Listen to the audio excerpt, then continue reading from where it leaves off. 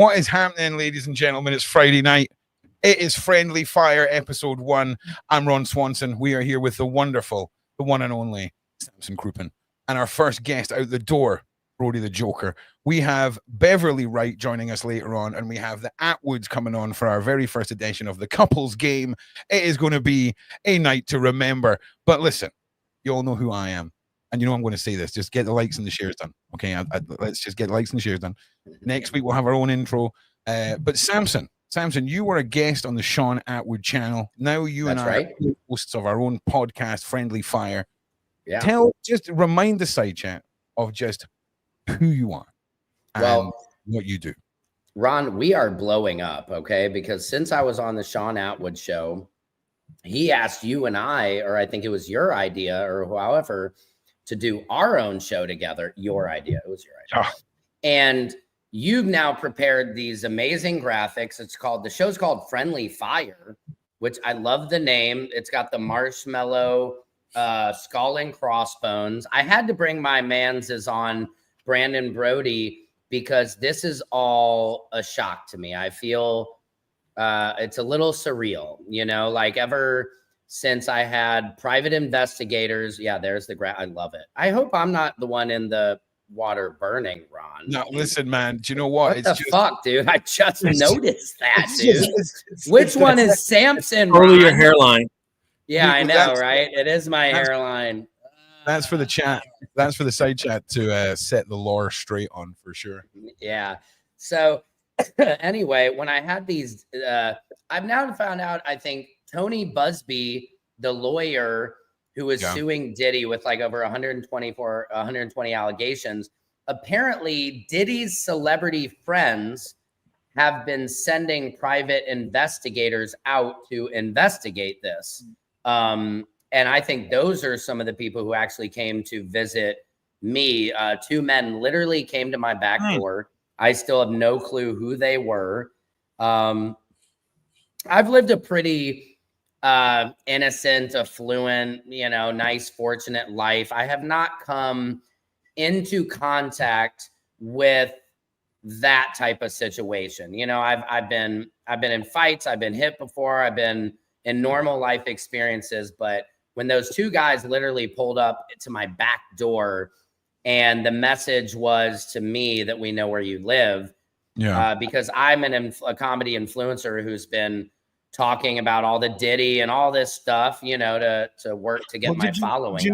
Did you not feel like you were in a lucky minority that you survived Diddy's men entering through your back door? Now, hold on, Ron. Do you mean which back door are you talking about there? I'm just pretty sly, man. Nobody entered. They entered the alley, not my alley. Okay? Nobody was inside me. I wasn't penetrated for the side chat. Okay, I don't want anybody side chatting about me getting penetrated. Say penetrated one more time. It's like Beetlejuice. Penetrate.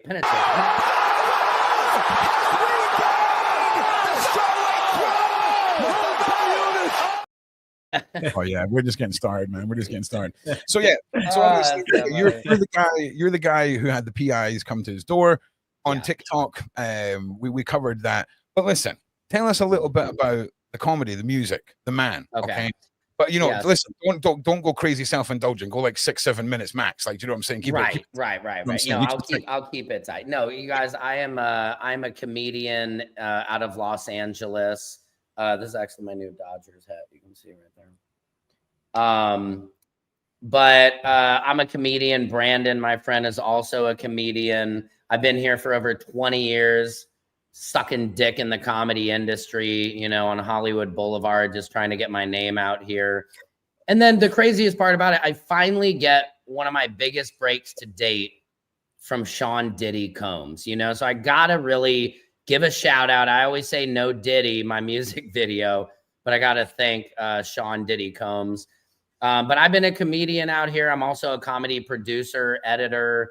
I got my podcast. You folks can see this is the Millennium Falcon Den. Nice. You know, we're going to, as the money comes in, we're going to turn my spaceship, you know, also into something. Just we were talking earlier about your hoodie, right? Because I was talking about some merch ideas because obviously I've got big expectations for this.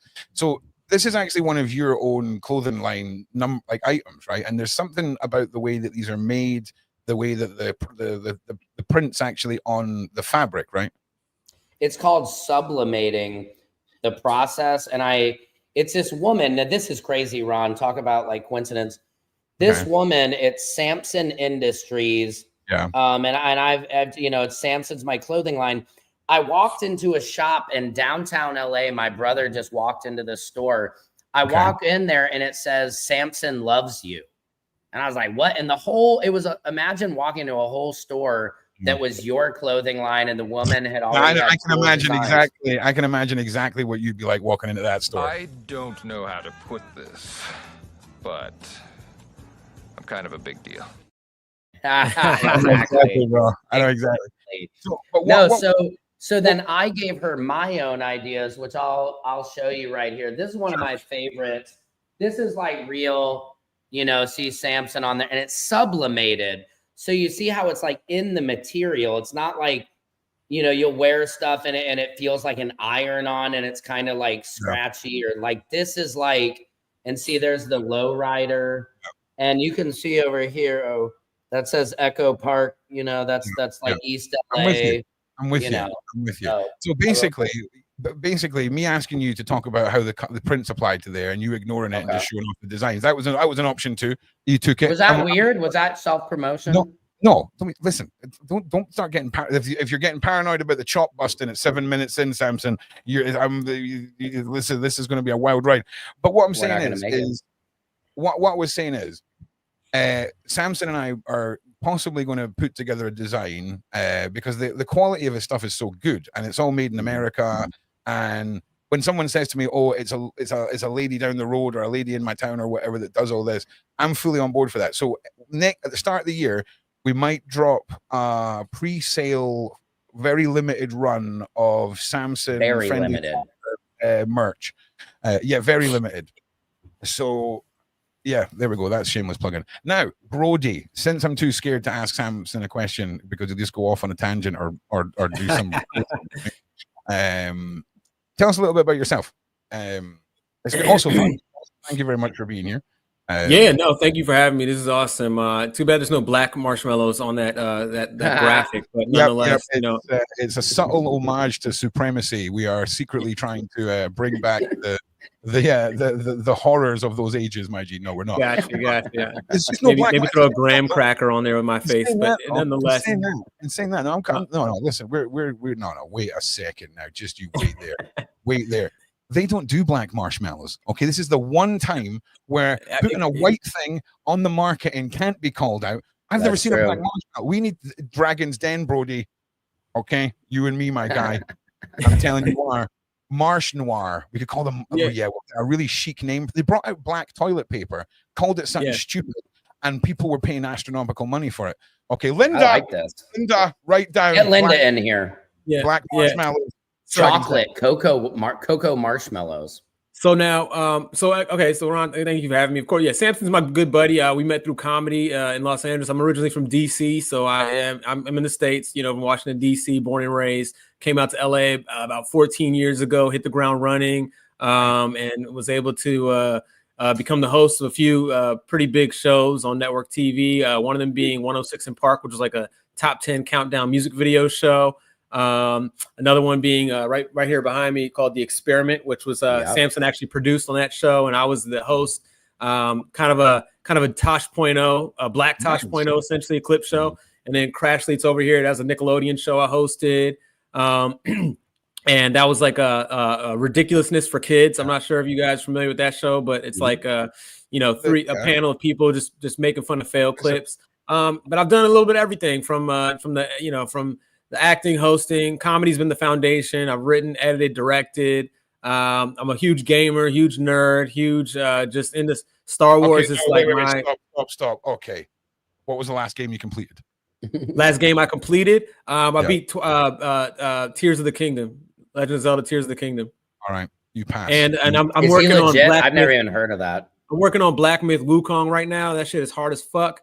It's frustrating. It's amazing graphics, super fun, but hard to set. But the thing, my my go-to when I'm always just at any point in my life is always Smash Brothers. That's number one. I'm always playing Smash. You're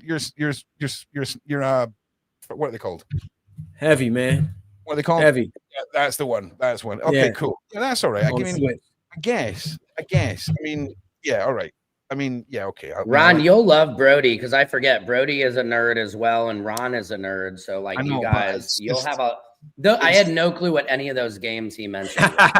Yeah, Black Ops or PS6, PS5. Black Ops 6. I started playing that a little bit too. That's pretty fun. So I play a little bit of everything, but I'm here. I'm happy to be here. You know, I'm definitely a comedian at heart. Everything that I've acquired has been through comedy. So, you know. Well, I'm glad you're a comedian because you'll be able to handle what's about to happen to you. So listen, put a 1 in the side chat. If people what the hell is that thing called? What's it called? A Switch, Nintendo Switch. 1 in the side chat, right? If people who play games on Nintendo Switch can call themselves gamers, I know, right? They're playing a game, okay, and it's come a long way, but. And saying that you'd ruin me at Smash Bros, and that is very competitive. I love it when I start a bit, and then my ADHD derails the bit and explains the bit. And I've had a conversation with myself. So yeah, big shout out to Brody and his Switch and my ADHD. So listen, thanks very much for shout out to ADHD. Yeah, shout. That's why you need a Switch. Nah, man. Listen, I almost said like, thank you, brain. There's a term that people with big PCs use to just describe how we feel about other gamers in the world who are console gamers, and I'm just saying you need to get a PC. You need to feel the grasp of the mouse and the satisfying gaming encounters that can be had. But my mouse is kind of sticky, but that's what she said. Listen, I just want to point out to everyone, Beverly Rhodes is going to join us, and the wonderful Samson has agreed to allow Beverly to prod around inside his head for a comedy basis, to get a bit of a reaction out of him. And the wonderful Atwoods will be joining us at 9:30. They are going to be in separate rooms on separate computers, and we're going to do a little bit of a game show section, right? So I'm very much looking forward to that. We're going to test their couple status factor, and also we've got a game that you guys can play along with at home. It's a lot of fun here on a Friendly Fire. All right, it's a lot of fun. It's a lot of fun here. But it's a lot of fun. Samson, we were talking before. About how you thought maybe this was just going to be a normal podcast, and then for the last hour I've been unloading the Beverly Rhodes lore upon you, because the reason for that is when people have never heard of Beverly Rhodes and they're about to meet Beverly Rhodes, I like to sort of preemptively let them know the seriousness of the situation, right? Because she's an incredibly gifted lady, and I cannot wait for her to be here and for us to be able to play around inside your brain. But your reaction to all of this it was very much. I don't know. I don't know, Ron. Partially is me. I believe I'm in some weird sci-fi movie that I'm just this total gimp that's like, sure, you can hack in my brain. They're like, dude, Ron's just sitting there like he's texting now. I can see he's like, Beverly, we have one of the biggest dummies. It was so easy to get into his brain. This guy, I feel easy, and a little vulnerable. But yes, Ron has, for the people listening in the side chat right now, if I look in shock, I am. Ron, before I got on the show, I thought it was an hour ago. I got on early, and I'm like, I'm gonna go do stuff. And then Ron's like, whoa, wait a minute, Sam, have you ever seen Aliens? And he's talking to me about the different realms and I didn't know Ron was a witch. And aliens are, it's just a lot, he's so here's what I want to do. Here's what I want to do. I want you to pay attention to the side chat. So everyone who is from the community and knows Beverly, put a 1 in the side chat if Beverly is super respectful and really good at an expert at what she does and one of the top 5 in the world, and Samson is in incredibly safe hands. If that is your opinion, stick a 1 in the side chat. Now you're going to get a couple of hardcore Christians that are going to spam the 2s, okay? Oh yeah. But you'll get the majority of this. You'll see coming. Wow, I'm seeing, and I want to preface this, Ron. Beverly, I don't have any. I just mean I'm a comedian, so I always think in entertainment purposes. And I was telling my wife this morning, I'm looking at UFOs all over TikTok. This is a very mind-bending time for any rational thinker, because sure, we're brought up on the Steven Spielberg movies, E.T., Independence Day, Aliens, Area 51. No, it's not real. And now it's happening. And so it's hard to dispel reality between our entertainment mind. Here's a better way. Here's my advice to you: do better. Hurry up and separate your conditioning from everything. Just quickly get used to everything that you know as a known reality in science is a lie, and just be okay with it. The sooner you can get to that mindset, the sooner you won't be inhibited by your own doubt and questions. Oh, hang on a second. No, I love that. I love that you're like, you can't get in my pants, but you can get in my brain. I know. Jesus. Yeah, I don't know, Brody. Well, here's the beauty of it all. I'm a real man. Well, here's the thing. When you say I'm a real man, I'm not scared, all this kind of stuff, it's one of those things that how would you know if you're scared? Because you're about to experience things you've never experienced before. And I have no idea. You've got to embrace the fear. In fact, you know what? When Beverly gets here, I could sit here and like preach all night. And the problem is I accidentally got them both on the hook with a subject before we went live, and now they're both primed to be like, "Tell us more. We want to hear more." Oh yeah. So when Beverly gets here, we'll dive into it. But she's just having some problems logging in, but hopefully she'll be on. Okay. Soon. I see Beverly the Jedi. Beverly will blow up your mind, but it's awesome. Blow your mind.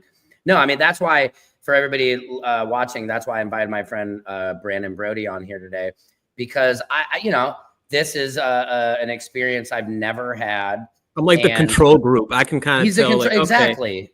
Yeah. Nice. So after this, Brody and I meet up for drinks. We're going to a party tonight and tomorrow night, and so we can talk about it. Like, yo, what was that? But I'm not very good. Like, you said, Ron. You have autism. I grew up with several learning disabilities, comprehension. So one of my problems, and that's why I filmed those private investigators, is because I knew no one would believe me, and I wouldn't be able to repeat to them what they said and the tone in which they said it. Yeah. See, I'm lucky enough to be so narcissistic that I see everyone who isn't on the spectrum as the people who've got the handicap, right? Because once you gain control over whatever gifts you have, whatever the labels they put on them, it's wild. Like there's voices in my head that are my subconscious and the conscious part of my brain that I'm using to talk right now. But then there's a conversation going on in my subconscious. And the problem with me is I'm aware of both of them, whereas I shouldn't be aware of both of them. So yeah. Anyway, listen. Don't we all hear that though? I thought we all hear those. I mean, I do that when, I tell my son that, like anytime, oh, you're an idiot, I'll say idiot savant, stop talking badly to yourself or stop letting that voice. No, that's your conscious. So that's the one that you're in control of. The subconscious mind that is the one that is meant to be, you're unaware of. I'm fully aware of it. So when I do editing and stuff, I sing all day because it's my subconscious that is now occupied with the singing. And my regular conscious is concentrating on what I'm meant to be doing. Wow. Are you saying that you're not really a singer, but your subconscious is the good singer, so you can actually sing? I tell you what, man, if I could play the piano or sing, listen, this is the mad thing. I'll sit here on the internet, have a laugh, be serious, whatever. I've never done karaoke. I've never sung in front of people that aren't family or friends. Dude, I don't know why. Terrified. Brody and I are the karaoke kings. I mean, that's one thing we're setting that up at the house party tomorrow night. Is that karaoke's number one? How dare you? Are you telling me that I can't sing? How dare you? That means something. Hey, come on. Maybe do you guys want to hear Ron sing? I don't know. Oh, listen. Shut your stupid ass up. Say that, folks. Look at your dumb ass say it. Okay, I'm sorry. All right. That's hilarious. Steve Harvey. Steve Harvey whooping your ass, man. Yeah, that's really pathetic. Listen. Don't make me go in harder. I'll get Michael Scott to screaming in your face. Everyone loves getting Michael Scott screaming in their face. Well, listen. Whilst we're waiting, right? I just want to say, gentlemen, right? A subject of my life is magic, the cabal, the secret world that is hidden from us. And one of the things that we sort of are believers in is them putting their religions and their messages in our faces without us realizing it, right? Putting out their demonicness and all of this. And I want to just go over the opening ceremony for the Gothard base tunnel, okay, which is in Sweden. And I just want you to just tell me when this starts to look like the opening of a railway tunnel to you, all right? So we've got the beginning here. Whoa. Oh, yeah, everyone looks like they're having a great time, mate. Yeah, right. It looks like they're having such a hard time staying on beat. They're on their way to the Squid Game. Dude, right? So keep it in mind, there's people who've paid for tickets here. These are investors, man. These are the investors, right? I believe they had to leave their firstborn at the entrance to this as payment for being here. Now, okay, so we've got they're kind of loading in, right? So we've got the testament to the workers. It all kind of feels like, okay, this looks like construction workers. I'm with you. Okay, nothing's going to happen that's going to be weird. Everything What was the random cell phone thing? That was kind of weird. It's all right. Well, listen, they've all got scared off by something. The workers are fleeing. Okay. Oh, that guy just had it. That guy had to hoist him up. Is this medieval times? This is like 5 years ago, I think. Okay, now we've No, got. Ron, sorry, that was an American joke. The restaurant medieval times. Restaurant. Oh, okay. Do you know what, man? I think I love we have this difference though in references. Dude, I think You go, no, it's like the 1800s. Yeah, no, dude, I'm telling you now, I think one of the first stupid things I would do if I won the lottery is go to one of those restaurants. You know, like the one with the knights and shizzle. Yeah. Have you ever seen the movie The Cable Guy with Jim Carrey? Yes. I'm telling you, he goes to medieval times. Yeah, every time I go, it's my birthday. I don't care. It's my birthday every time. Yeah, for sure. Beverly, welcome. Beverly, I was just about to start reacting and busting the chops of the ceremony for the Gothard base tunnel. I'm sure you know it. Definitely nothing suspicious about any of this for a tunnel opening whatsoever. All right. Oh my goodness. Yeah, that is a little bit suspicious, I think. It's maybe not suspicious, but it's definitely a little stitious. And Beverly, welcome to the show. I'm going to put you up here with Sam. This is my co-host for the podcast. So Beverly and we have our own show as well, Samson, Awaken with Beverly Rhodes. Beverly is also one of our co-hosts. Did I just break up and freeze there? No, you're good. Oh, that's fine. Everybody else did. So yeah, Beverly is one of my co-hosts. Sam is this is our first night. Beverly, please meet Samson, Sam, and Samson Beverly. Now, nice to meet you. Likewise, congratulations on your first show. I'm sure it's going to go great.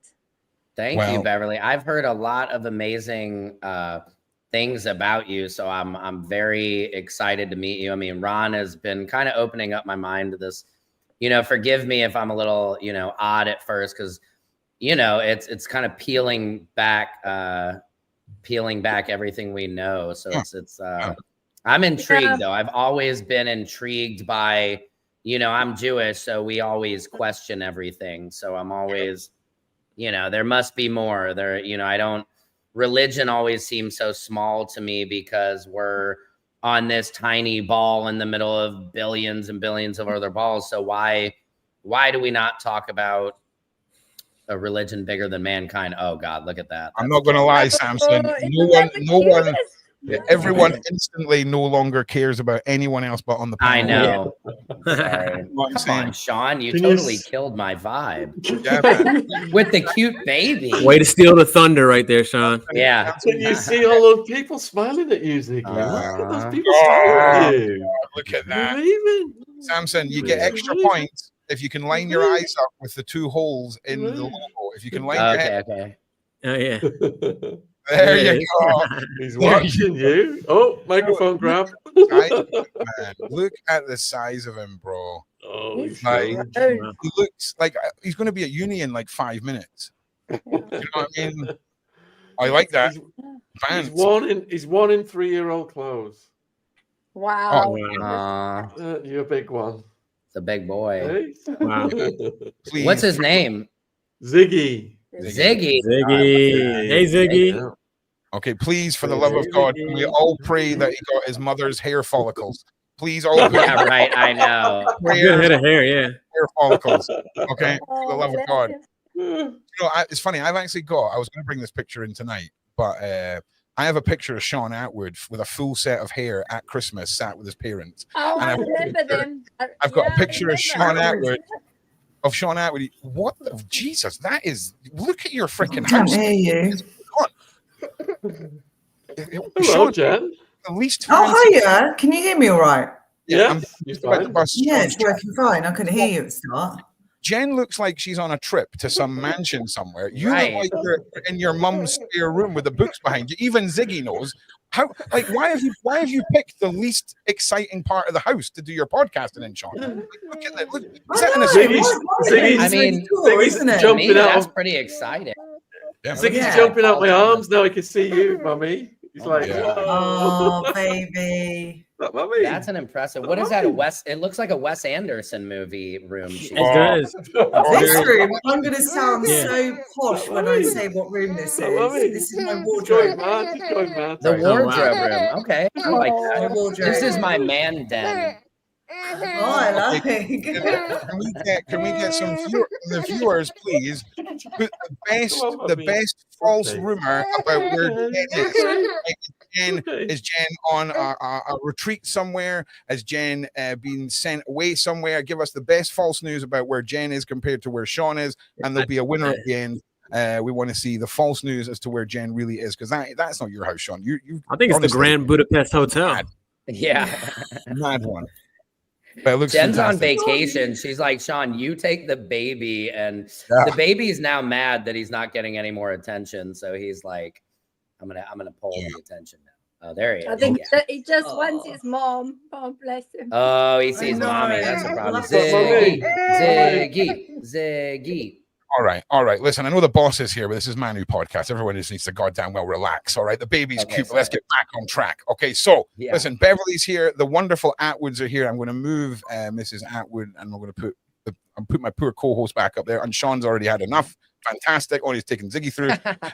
We're going to dive in. So viewers, the first thing we're going to be playing tonight is say what you see. Okay. So if you need to get a pen and paper, all right. I'm going to give everyone the first one for free. Okay, so you're going to be given a set of 5 images, okay, in a row, and they're going to look like this, and you have to write down what the word is. So this is postman, okay? Oh wow, that's tough. Oh, Okay. And, and listen, you're going to see 5 images at a time, and then you're going to have 30 seconds. You're going to hear this noise. One moment, please. You're going to hear this noise.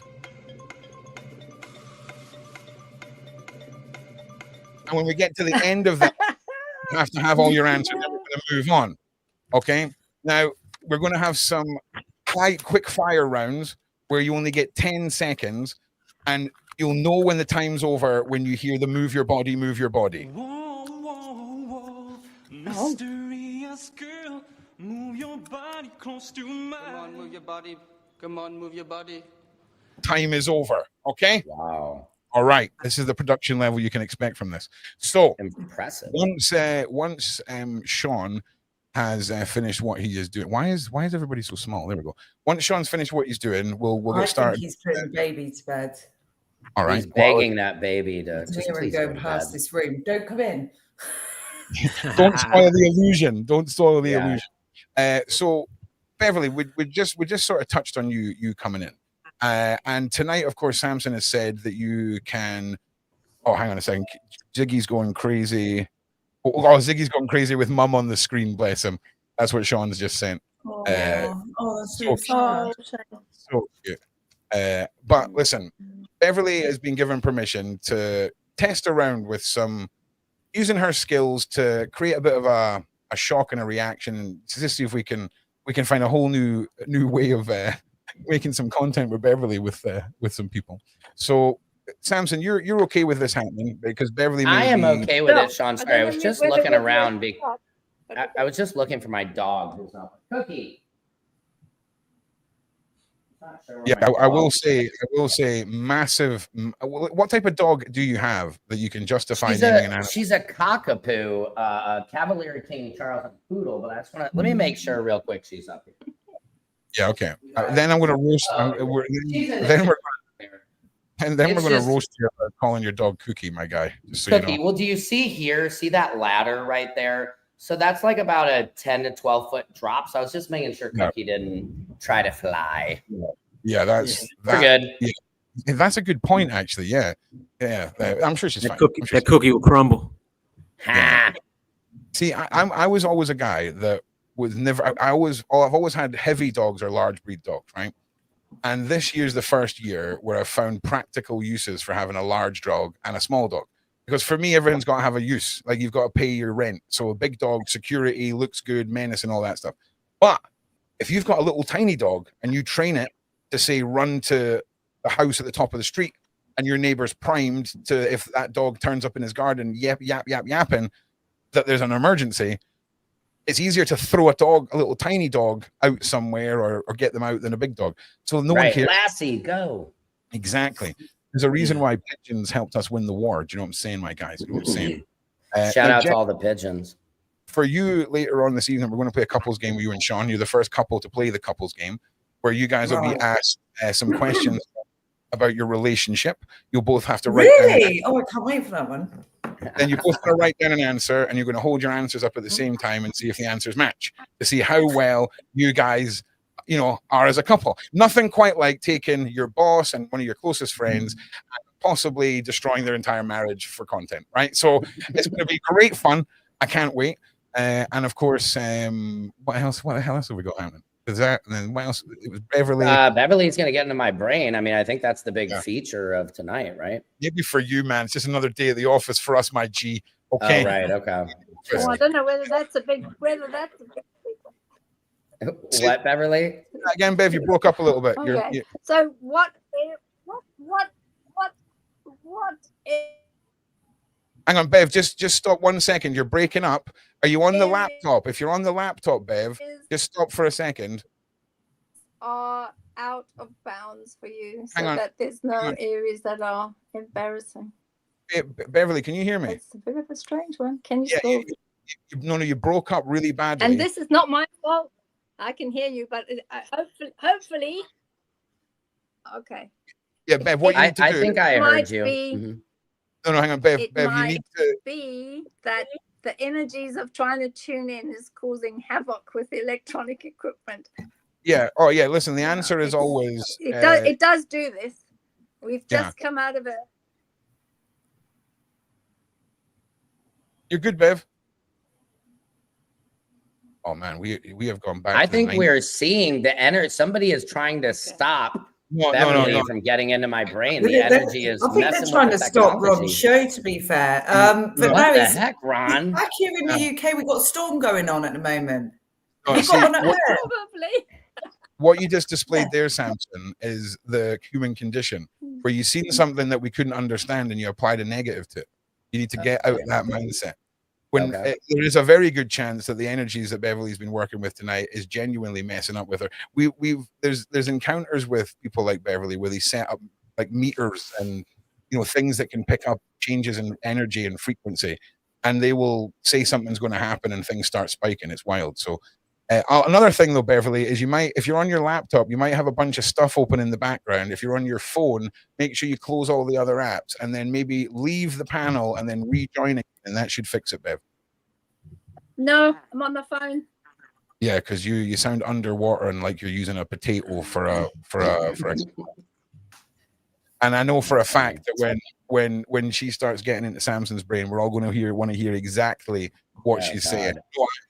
I know I am. She's not going to pull up my search history, is she?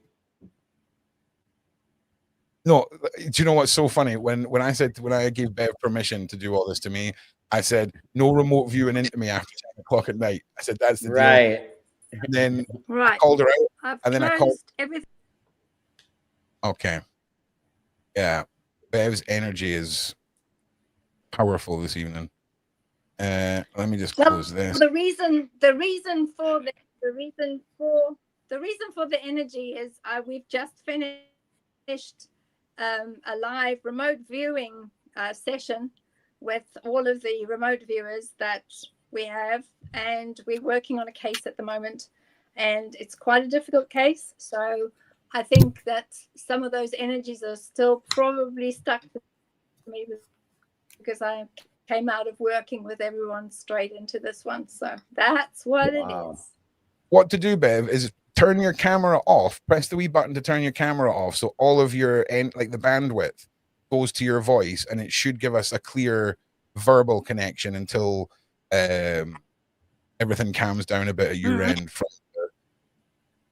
from the readings. Well, okay. Listen, is that better? That's much better. Is it better? Oh, that's much better, Bev. Much better.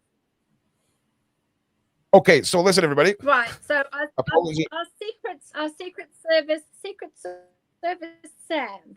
I'm just gonna do very light energetic pull with you. I'm not gonna do anything major. I'm not gonna hurt you, but also by the same token, I'm just gonna go in and have a look at some of the areas around your throat.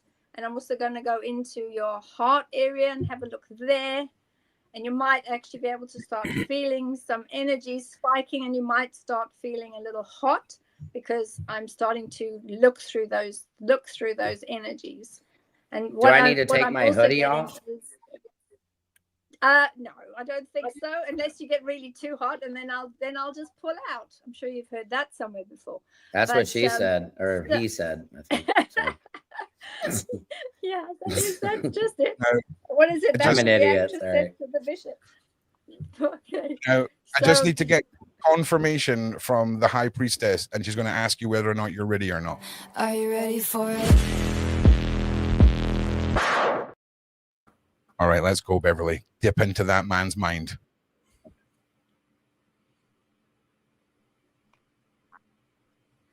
Oh, I think. Mind. Oh, okay. So this is something to do with a car. And I'm not quite sure where this car is coming from, but that's a car energy. So I think that there's something to do with either a different car or you having to move into another car and swap over. Not quite sure what happened or why, but also energies around the throat and the head areas telling me that sometimes you have this mental back chat where you're back chatting at yourself a lot of the time and quite hard on yourself and just saying things because you're not always able to say what you feel or say what you perceive or even actually say what you really want to say. So I think you might be in a situation where this car issue or person might end up with you having to not necessarily reel in the energies about what it is that you can say, but be very careful or guarded about what you are saying. So I don't know whether this is something that's a past image or whether it's a future image, but there's something there specific. The other energy that comes in is to watch for the lower back pain because I can see that flaring up and I'm not quite sure why that is, but that is something that comes up as a very strong energy. Just to touch on the car, Beverly, could you go and get your merchandise for me, Sam, and just hold it up for Beverly? Well, yeah, but also it's interesting. I had a really bad car accident a year ago. I guess it would be almost a year ago in like February. Yeah, we were just talking about this hoodie as well. Wow, what is that on the hoodie? It's a car. It's a lowrider on it. But when you said move cars, it made me think of the accident I had, and it totaled it. I had all my kids in the car, and I had to get a new car. Oh my God. So I didn't know. Oh, yeah, because that is still stuck in your energy. One of the children, there's nightmares around one of the children, or night terrors, or something to do with that image where that child is not processing it. So I think that's got to do with the car. I think also you probably would have had to have got rid of the car, or maybe it was totaled. Yeah, it was totaled. I had to get a new car. Okay, that's good because I don't think that energy was particularly good around the vehicle. There was also, I think that questioning then that I kept picking up with you questioning yourself. I and I mean this in the best possible way, is I think that your guilt level is spiking with that. And I think that what if I done things differently, or what if I had moved faster or changed in such a way. I think you've been running that through your energies quite a lot since it happened. Do you know, and that's probably what accurate. I just want to say, when you invite Beverly Rhodes on to do some comedy-based psychic stuff, and she goes into the deepest realms ever with the guy in question, I just want to say, Beverly, 10 out of 10.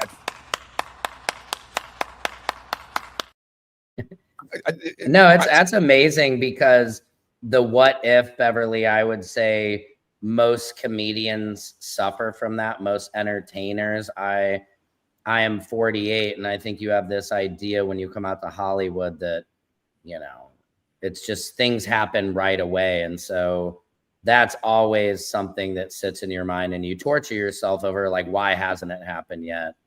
You know, what if I, you know, and mostly I don't have regrets per se about things, but that is, as an entertainer, your biggest fear is dying before anybody even got to know who you were. Yeah, I just want to say to the demon dictator, I was actually trying to interrupt Beverly sooner, because she's so used to relaying information at a fast pace. I wanted her to give us it in section by section if we're going to go into the deeper realness of this, because it gives Samson a chance to react, and it gives us a chance to discuss. So that's the only reason I was doing that. Anyway, listen, it's the first night of the freaking show. Okay, it's meant to be, we're all here for a good time. Okay, you know what I'm saying? Just everyone relax. So Bev, tell us more. Let's delve deeper into the mind of Samson. Right. So the mind of Samson, I think I actually do pick up a really nice guy there. I must be honest. I know people are expecting me to see weird things, but no, there's not weird things. He's actually a really good guy, and with the children also extremely good. So that piece is actually fine. I'm also getting the lower back again, and I'm getting sort of pins and needles, and I'm getting an issue across the back bottom area. I think maybe you thought that you've done some serious damage to your lower coccyx region and your spine itself. But I will say, the energy I'm getting from there, I think it's just like severe bruising, or you know, it's not a long-term injury. So I think that that's going to heal and it'll be fine. But it's soft tissue and those areas. I'm not a doctor, but the energy tells me that actually you are going to heal from this. And also the other thing I do want to say to you is, please stop beating yourself up about the accident. Actually, there's nothing more that you could have done at the time. You did make all the right decisions. It's not your fault. Let me just ask you something, Sam. When, you know, we've only met once before we started doing this show. We've not even really spoken too much. It was an instant connection with her. Beverly's only had this evening to know, well, maybe let's, for argument's sake, say 48 hours where I showed her the thumbnail for the show, just in a friendly, hey, look what, you know, my new podcast. Is there, unless I'd sent your name and, you know, got Beverly primed to pretend to be coming on, you know, out of the blue, is the thing she's saying shocking for someone who you've never met to know? Yes. Yeah, everything, because that's what I've been wanting to say is in my accident, I had to do physical therapy for about 5 months because I did hurt my lower back. And so I had sciatica, still do sometimes in my left leg.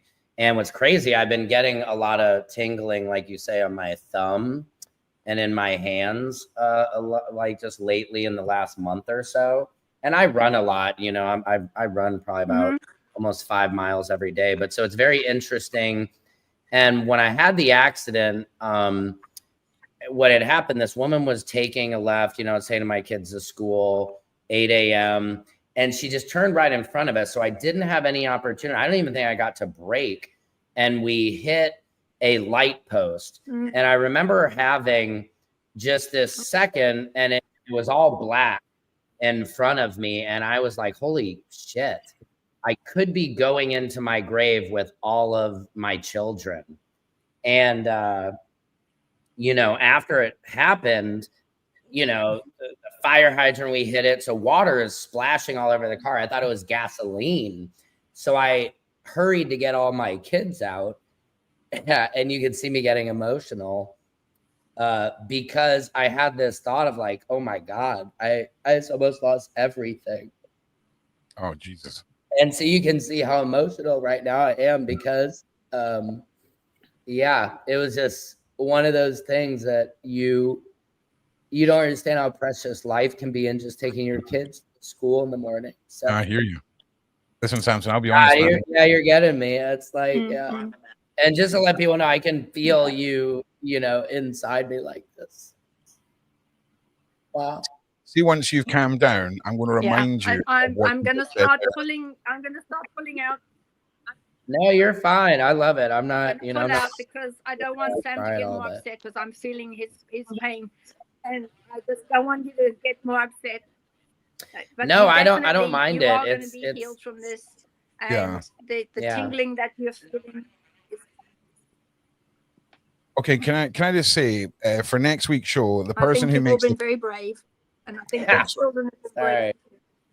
Yeah. No, it's not a bad thing really when it's not even like a negative at all. It's just, as a father and the love I have for my children, it's just that's your most terrifying moment. And like I said, the craziest part was this kind of gray black I saw before we hit. And just that terror of I don't even have a second. And then I'm so thankful that nobody got hurt. Yeah. Oh yeah. Well, it's okay to show emotion. I just want to say for next week's show, if you're watching this, if you can clip the part where Samson says he can feel Beverly inside him, and the part where Beverly says I'm about to pull out, and you make that into the best comedy short. Please. $20 Amazon gift voucher for the best made out of that. Okay, see, we managed to get a little bit of roasting. Yeah. We managed to get. But I can keep going though, Beverly. I'm not. I like this. I'm not scared to go deeper. But I don't know. I might cry more. As long as you're all right, because obviously with free will, I want to make sure that you're okay. Yeah, no, I'm just honest. To be honest with you, what I want to say to you is those energies and that frequency around the accident is huge. And also, I will tell you something now that you can just mull it over in your mind. The person that came to you in front of your steering wheel and stood between you and the steering wheel from being on. You could have been far worse with your ribs. There was a lady that stood between you. That was what the gray thing was, honey. That is what stopped you from being hurt worse than what you were. And that is a person that's been looking after you from spirit. Wow. So at least that tells you that you are looked after, and I actually think she's really lovely. She's got a great energy. She's an older lady. She's a smallish lady. She's about 5'5", 5'6". She's got short curly hair, and she stood between you and the vehicle. Wow. And she is related to you, and she made sure that her Sammy was not going to get hurt. It's interesting because I had this woman, Carolyn, who I was very close with, who is kind of a short woman with curly hair like you're speaking of. And she was a masseuse, but really taught me, she was an energy healer. Yep. And really taught me about the light and tapping into your energy. I mean, she could heal. I would, if you get a massage and you have a knot, she didn't have to touch me. She could just at one point put her hands over me and I could feel it. And so it's interesting because she's the one who taught me about light and putting protection. You can put light around things. And so it's interesting because it made me think of her when you said that. I just want to respond to something. Yeah. I think Marg. I think that's what the energy was.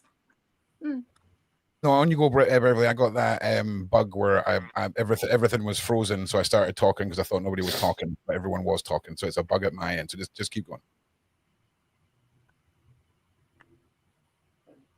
That's all right. Don't worry.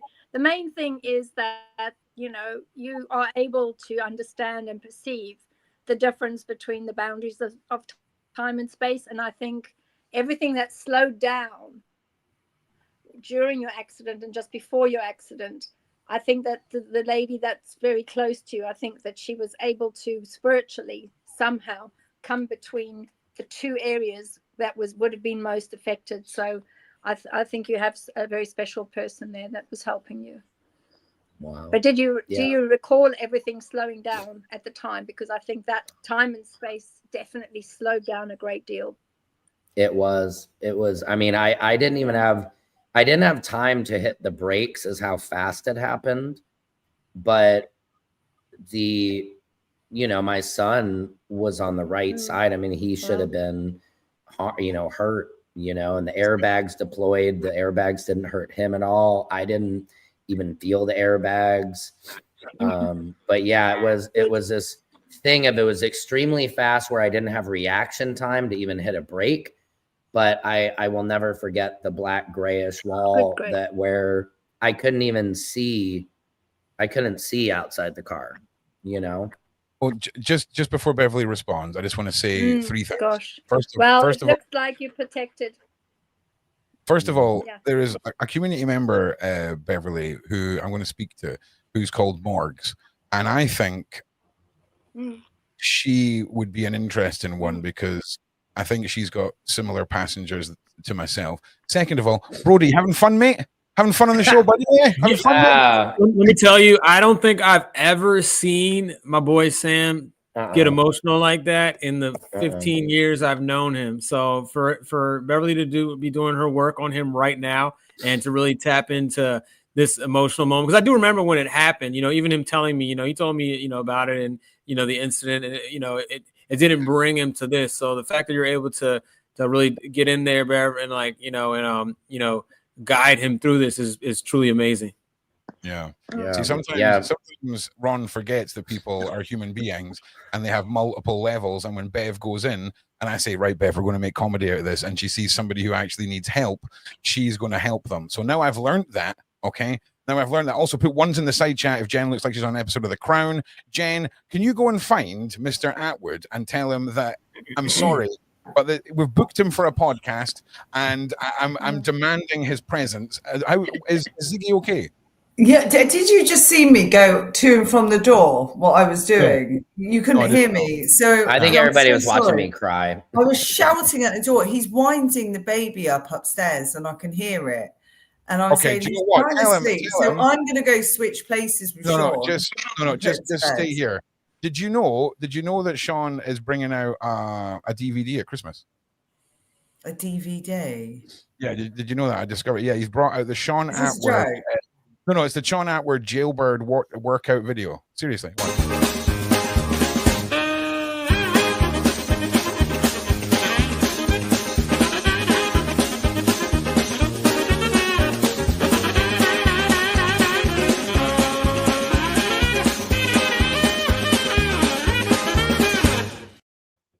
Yeah, so releasing this year, it's the Atwood workout DVD, coming soon to us, retailers everywhere. So I tell you, saying for nothing, I'll record him when he dances next, and it isn't far off that. So, mate, that is that is Sean. That is Sean dancing. That was the first night he got home after being released from prison. Like, if you've never seen that clip before. No. Mate, you have made, just now we're going to watch it one more time. I want you to keep in the back of your mind, this is who you've made humans with.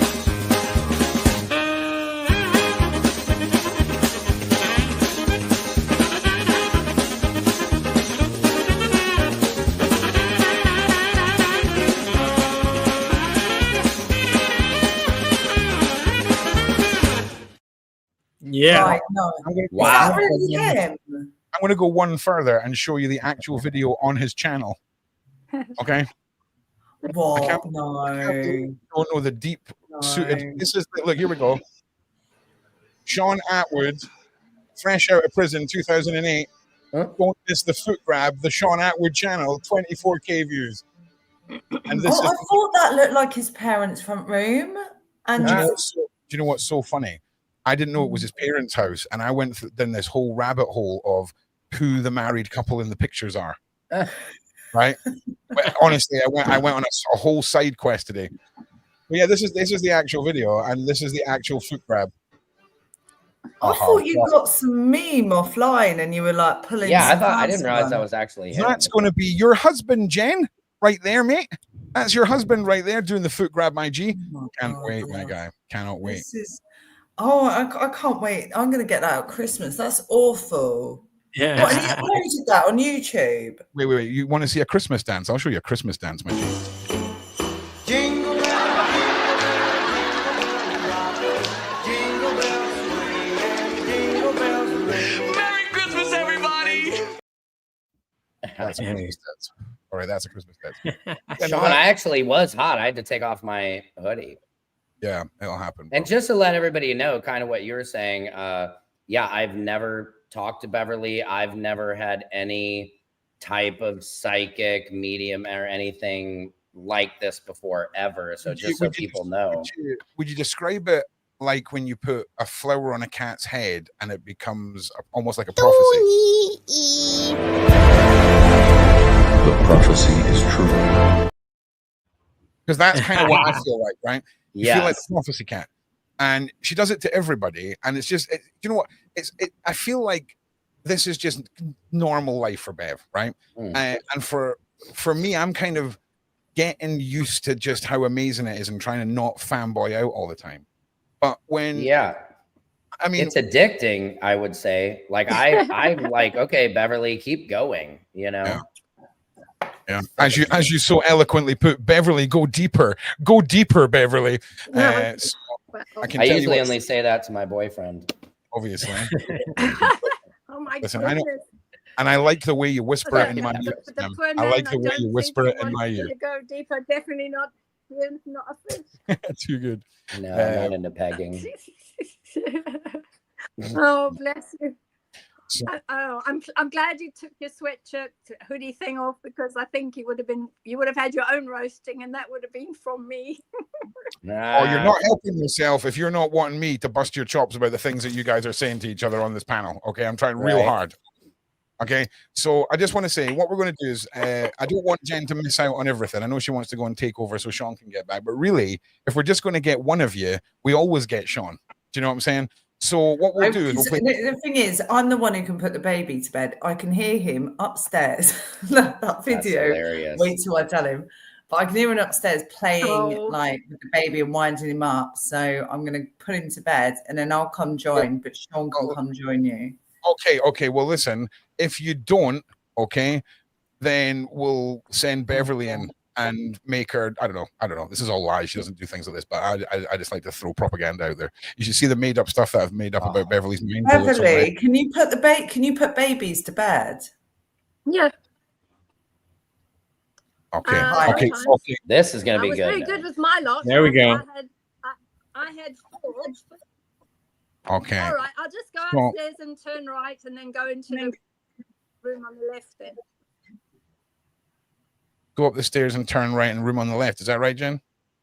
You go upstairs, turn. It's on the right. Yes, you go up the top stairs. Yeah. Okay. Yeah. See, this is what I mean. Also, as well, Bev just revealed the other day. She's like, "Oh yeah, by the way, I can just remote view places live on the screen." Yeah.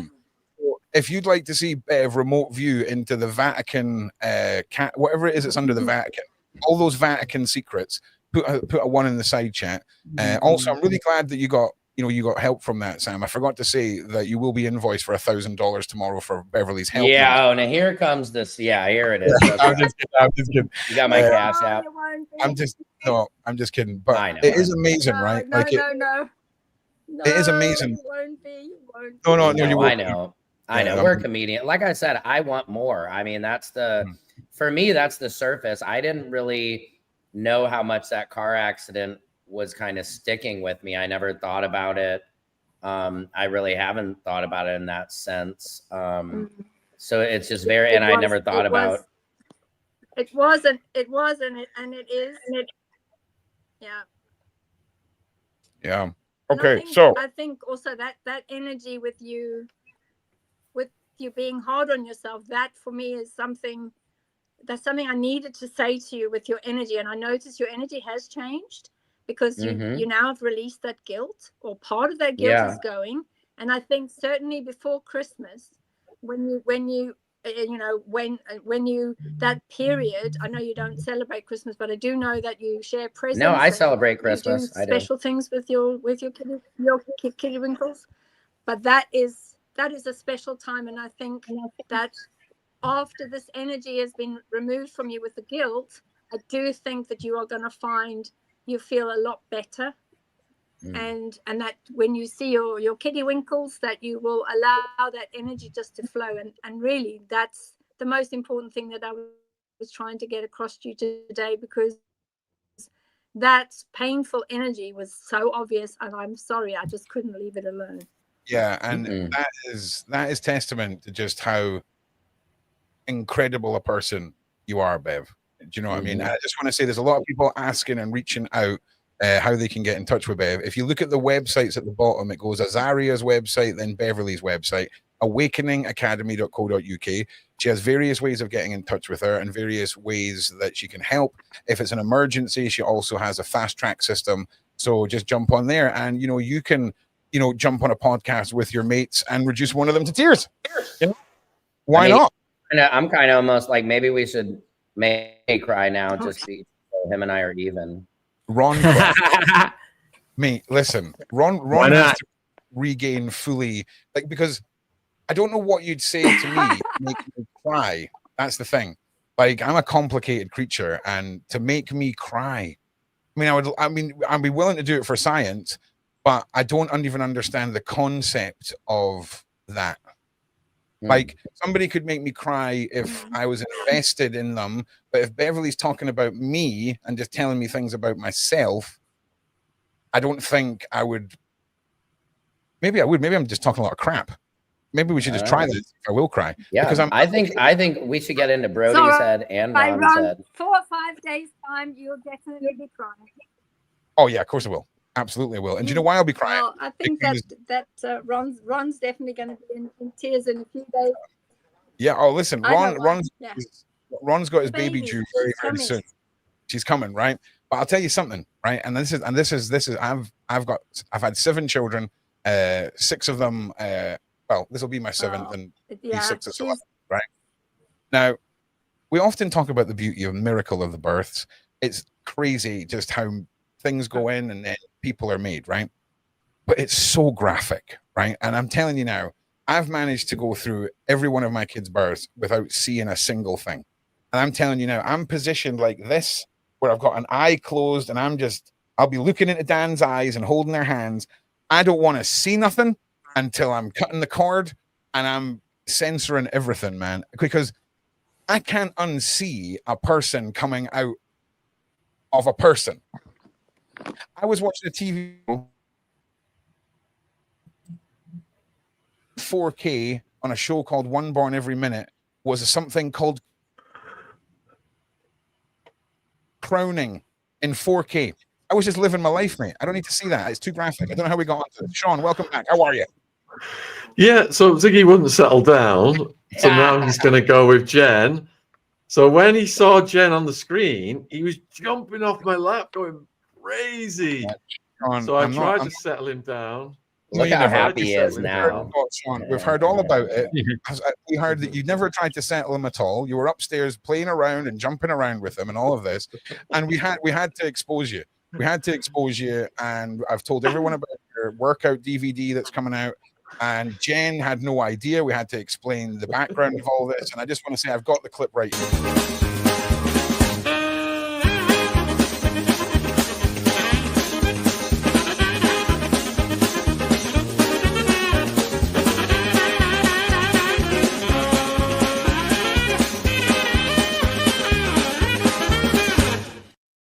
Is there anything you want to tell the people about this? And that was without disco biscuits. Dude, honest to God, Jen didn't get the joke. I said the joke to Jen, and she's like, who is this guy that's in the video? I'm like, you know, that's your future husband, right? And she's like, no, it's not. I had to go through it all. But yeah, too right, man. Too right. It wasn't me jumping around upstairs, Jen. It was the 4-foot giraffe. Listen, everyone knows the wonderful Atwoods. Okay, we've got the full family here. I don't want to waste any more time. I want to jump into some games this evening. Now, if you've got a pad and paper, you can play along at home. We're going to play Say What You See. You're going to have 30 seconds. Okay, I'm going to put up on the screen just now. When it starts, you will see 5 images appear, and then you will hear a countdown timer. You'll have 30 seconds, and what you all need to do is write down what you are seeing. Now, Sean, we gave everyone the first one, so here's an oh, he's away again. Is this guy? What's his excuse this time? It's not a baby. Paper. Oh, okay, that's good. That's legit. Okay. So, Sean, here's the example. So, say what you see. It's postman. Okay, so postman. So you're going to say what you see. You're going to write them all down, and we're going to get through as many episodes bits of this as we can. Now, I've just realized I've left my paper through there, so I'm going to rush through there and quickly grab the paper. But whilst you're all waiting, hey, Vafangul, you cried. Okay. On the first episode, did we get an Oscar for this episode? Okay. Do you know what? What I'm going to do is I'm going to play you a 3-minute segment from my new documentary that's coming out next week on the Sean Atwood channel, just so that no one else can talk and I make it all about me. So along this path, I grew up in the church. I ended up spending time to Catholic schools, Catholic churches, and stuff like that. And they have a prayer. The prayer is, Holy Mary, Mother of God, pray for us sinners now to the hour of our death. Amen. Now, one day, me and my partner ended up at a confession, and a brief conversation with the father had them come out, sit us down. We ended up having some deep conversations. Now, one thing he conveyed to me was that he is a licensed exorcist from the Archdiocese. It's a short list of people.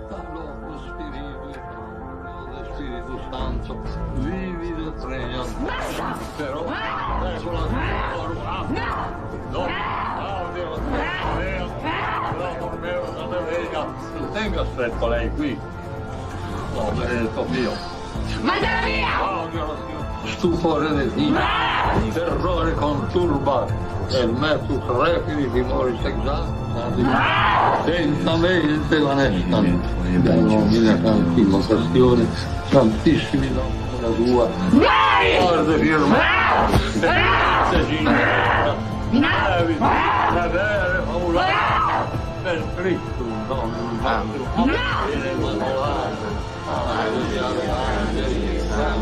paradiso vede su Cristi la Maria nera le messe nere le messe nere. So what people don't know is each exorcist has a team. Now on this team, he usually has a bodyguard, security, someone along those lines. So we ended up getting contracted to accompany him on one of his jobs, which was indeed an exorcism.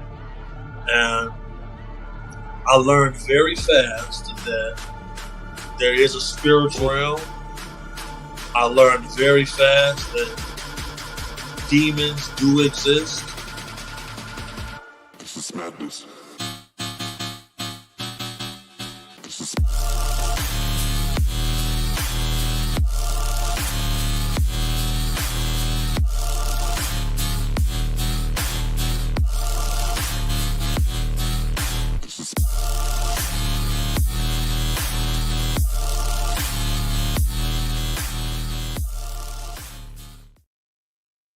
Yeah.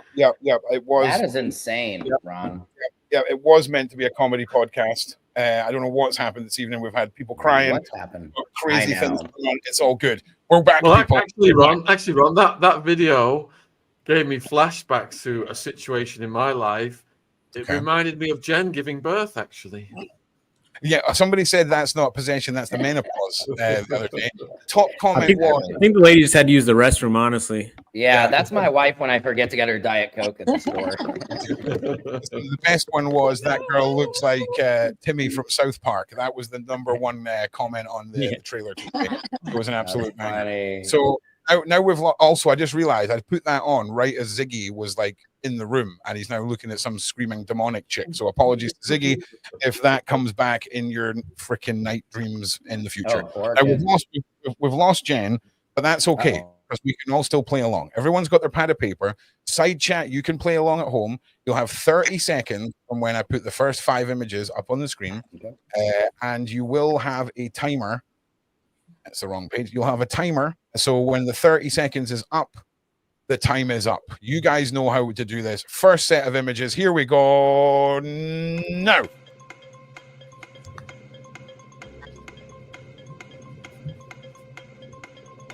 Let's go. Say what you see on the Sean Atwood channel. Come on down. Oh, yeah. Time for the night, baby. Also, you'll hear a husky at the end. I forgot to tell you all that at the end of the timer, you'll hear a husky screaming. That was meant to be there. No one's possessed. Okay. Well, we're going to go straight on to round 2, and then we're going to come back and see what everyone's got. All right, we'll do 2 rounds at a time. Here we go. You all ready? Get ready. Next time, next set of images. Level 2. Let's go, baby.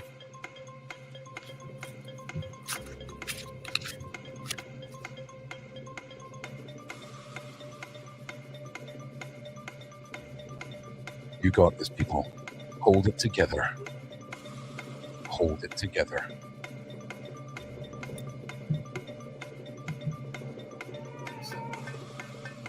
Here comes the husky. Husky's coming.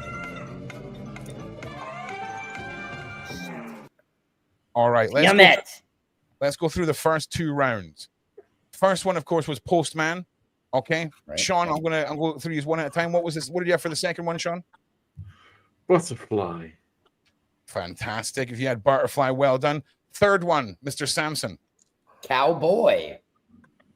Oh, yes. Fantastic. Yes. I had cow mouse at first. Beverly, obviously you've got an advantage because you can peer into the mind of the person who made the meme at any point in time and see what they were thinking. But what is this one? Oh, goodness me. I have no idea because I'm watching it on my mobile phone and I can't. Oh, that's okay. That's okay, Beverly. Oh, you're a fully certified Jedi. You can make whatever excuses you damn well please. Okay, let's throw this one over to Brody. Brody, what did you get for number 4? That'd be a milkshake. That is number 5, but counting is hard. Oh. Yeah, counting is real hard. 4, sheesh. I guess eardrum, but I don't understand how that'd be a drum. One more spike at it. Anyone in the side chat? It's an earwig. Oh, I had earwax. I had earwax. This is coral. The pink image, I had no idea what that was. Listen, it's difficult when you're on a show with this level of high production. It makes anyone nervous. Okay, I feel you. All right. Okay, the last one, of course, milkshake. Okay, on to the second round. What did you have for the first one there, Mr. Atwood? Basket thread. Well, what even is basket? Listen, I'm not even passing that over. It's basketball. It's basketball. Oh, I had basket case. Oh yeah. What about this one? What about this one, Mr. Samson? I got what for this one or the next number 2? Oh wait, I beg your pardon. I'm not doing my job properly. I know. I'm fired. How much do we pay you?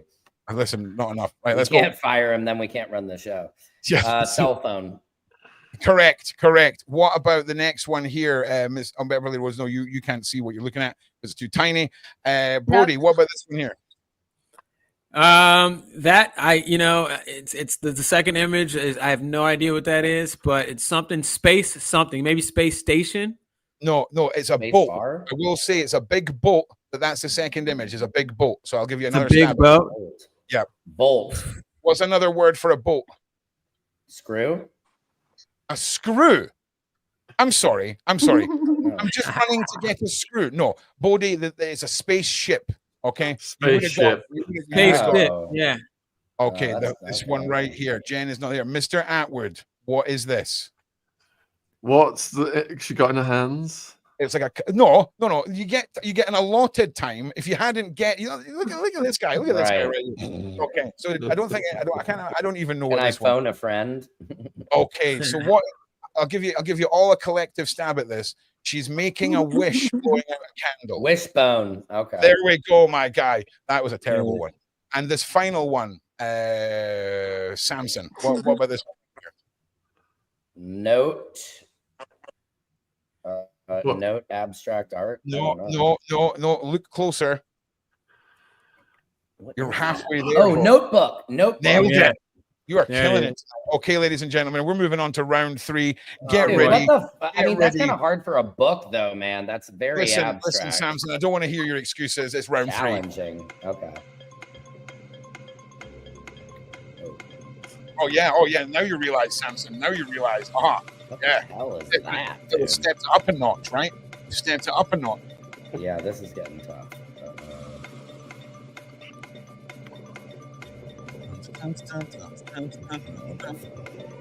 Sean Atwood having to use manual zoom to see what is going on the screen there. Oh, the husky is screaming. Let's go. If you've just tuned into the Sean Atwood channel, you're not in a parallel universe. This is Friendly Fire, episode 1. Welcome to the podcast. Okay, what are we looking at here? What is this? Seriously, what is this? I know what it is. I've just figured it out. That's tough. Sean, what is this? What are you looking at? You know what's happening. It's so obvious when you get it. What? Just say what you see, bro. Which one? This one here. Oh, hang on, you can't. This one here. The first one. Oh, that one. Yeah. Which ones that were you? One is ball sack. No. Ball sack. Are you ready for it? Does anyone got this Sean. one? Have Brody or Sam, have you got this one? It's password. Password. Yeah. I knew word. Oh, word. Oh, shit. Yeah. Wow, I was nowhere near that. Listen, you guys better step up the efforts here. You better step up the efforts here. That was an obvious one. Okay, I'm autistic. And I got that. Okay, so what is the next one, guys? Level 3. Who's got number 2? Shipwreck. The scale. She's wrecking the scale. No. Scale weight, ship weight. You're so mad. You're going to be Samson. I feel like this is the sort of thing. Toe fetish. Read. It's going to kill me. I don't know what it is. Okay, it is kind of OnlyFans page. I'm going to give you a clue. It's a restaurant. Ankles. It's a restaurant. Bubba Gump shrimp. Are you ready to hate yourself? Boatway. Subway. Dude, that's a stretch. That is a freaking stretch. It's not sub-weight. That's a stretch. But she's weighing herself. Because I'm dumb. Okay. Yep. Okay, you're right. Subway. See, that was I was the dumb one. My bad. I don't know. That's tough. Subway. Okay. What are we looking at here? Number 3 of 3. Nailed it, my guy. Congratulations. Next week I will have the soundboard. I just saw that was a toad. I thought that was a mushroom at first. That's a toadstool. Yeah. All right. Okay. Well, maybe answer the question in the allotted time instead of having epiphanies during the recap section. You've seen game shows. You know how these work, right? I mean, I'm pretty sure your best friend was like hosting on game shows and hosting on TV, Sam. So we got this. Okay, next one. True. What is this? What is this? What are we looking at, people? What's on the right? It looks like it's a guitar pick. A what? Toothpick. No, Toothpick. Yeah. Nailed it. I thought it was a diamond for a second. Oh, dude, yeah, that's a tough picture of a freaking. Oh, Beverly getting in there from. There she is. She's on a little bit of a delay there, but she got in. Nice. Beverly got into my brain and got the answer. Yeah, she did. Okay, Pool car. Okay, I don't know. I did. I went and fished it out of your brain. Along Oh, Beverly, I'm telling you what right now. It would take your level of powers to guess this one. If any of you get this one, okay, I'll eat one of those hot peanuts. What's on the right? A Formula 1 car. Which one is it on the screen? And do you know what? You're getting 10 seconds. When you hear them move your body, time's over.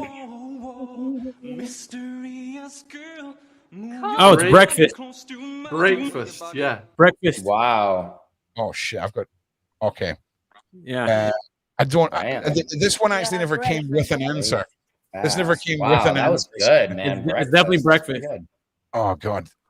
So no one Possibly on the panel. brunch. Right. Okay, that's good. No, it is in fact breakfast. Well done. Fantastic. Well done.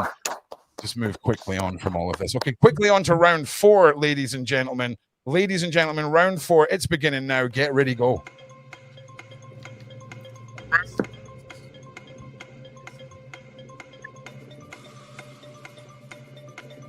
The countdown is ticking.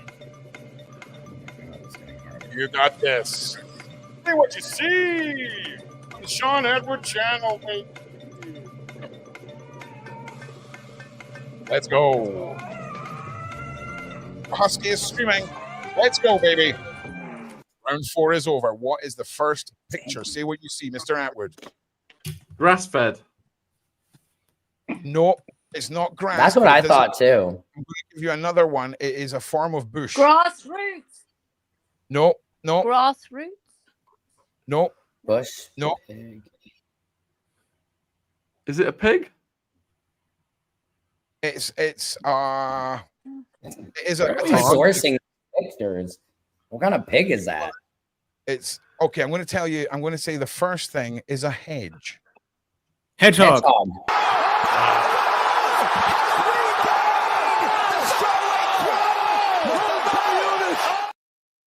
Yeah. Wow. Hedgehog, baby. Okay, our next image. What are you seeing? Come on, guys. You got this. Carbon copy? No, but you're on the right place.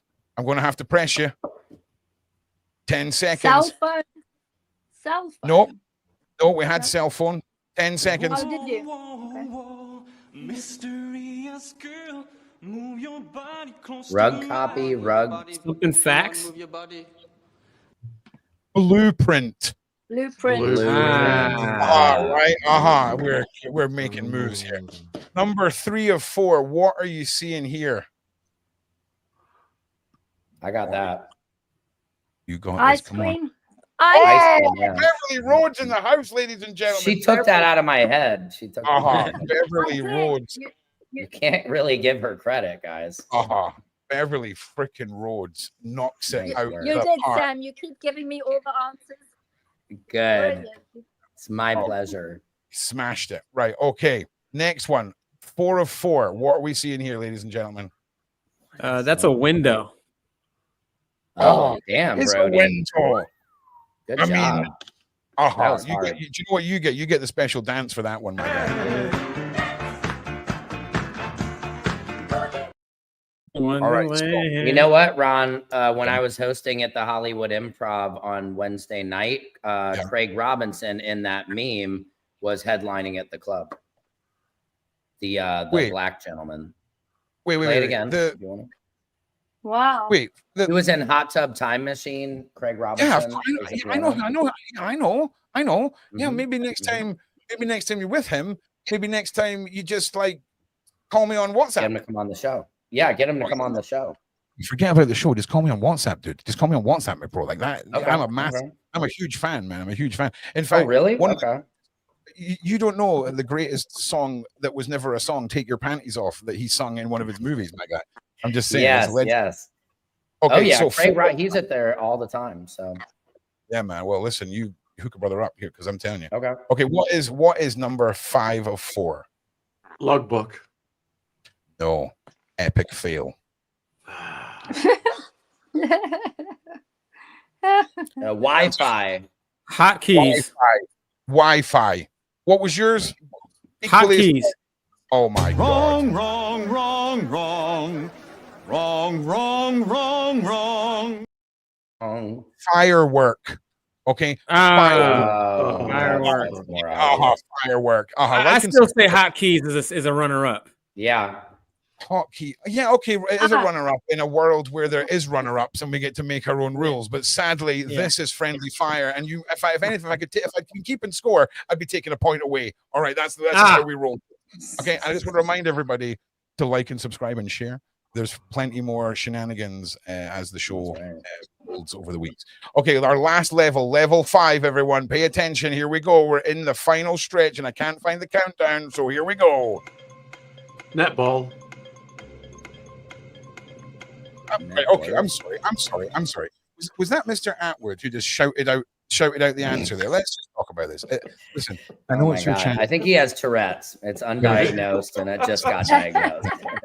Listen, I know it's your channel, and your name's on the channel. And it's all about you and stuff like this, right?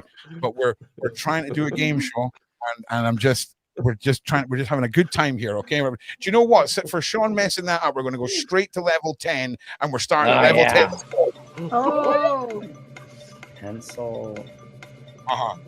Prison rules. If no one listens to it, everyone's punished. There we go. Teacher's pet. Listen for the husky. Listen for the husky. God, these are hard. That's what she said. Right. Okay, let's go. Wow. First one. Come on. Oh, this is brutal. You're all gonna hate yourself after you find out what this is. Oh, listen, hello, we're on a podcast, everybody. When I say something, someone say something entertaining. If you don't have an answer, say something funny. I was gonna say teacher's pet lips. Okay, this is pencil lip, tinsel lips, tulips. Oh, she's chewing. Wait, and this is brutal. This one. Okay, I don't know what this is. A windmill and a lion. A windmill and a lion. Oh, a windmill and a lion. Yeah. Someone's lying. Wind roar. Wind. No, go back. No. Yes, Beverly. Million. What'd you get? God. Million. Damn, Beverly. You did not take that out of my brain. I did not have that. That was all Beverly, guys. Beverly answered that about 2.5 seconds after I looked at it. She's at me. Okay, yeah, she's at it. Insane. This is why. I did say mill lion, but I just didn't pronounce it properly. No, you said mill, and I tried to guide you back to you saying it. This is why we don't play Uno with Beverly. Right. My favorite is how we're all able to just steal credit from Beverly by just saying she entered our brain. Oh, it's brilliant, right? It's a cheat code. It's not her comedy special. It's mine. But then you'll be in trouble though, because if I start putting things into your brain and you start spitting it out your mouth, then you're really going to be in the SH1P, wouldn't you? Oh, geez. No, Beverly, please. I didn't mean a harm. No, don't. Yeah, exactly. We all make jokes about Beverly's. Oh, no, I'm not going to say that joke. Beverly, I just want to say I've grown up and I almost said a joke that involved mind bullets and then mind-orientated other things. And I'm a bigger person. I never said it. I just want to say, if any, this one that you're seeing right here, think about the visual of the first image and the sound of the second. Snow. Did you just say snow? Cokehead. What are you looking at? What image? I'm on level 11, dude. Okay, that one. Here we go. Okay. My first instinct was cut the cheese. Okay. Time travel. Cut chime. No. Do you know what? Clearly, level 10 was too much of a jump. Okay. Level 10 was too much of a jump. It's chopsticks. What? Chopsticks. Do you know what? Do you know the intelligence of this game is wasted? Is wasted. I don't know where sticks came from. Well, because it ticks. Oh, ticks. Ticks. Jeez. Whoever created this game is a genius. This is. I just want to say, I've learned that if you skip to level 10, well, I didn't make it. I didn't make it, Bev. Okay, don't hit the hole. I'm just here trying. Look at the G with this. We have nailed the first one. Everyone giving a like and a subscribe, and just for sheer efforts this evening. But Mr. Atwood, you are here as our guest tonight. you're here as our guest.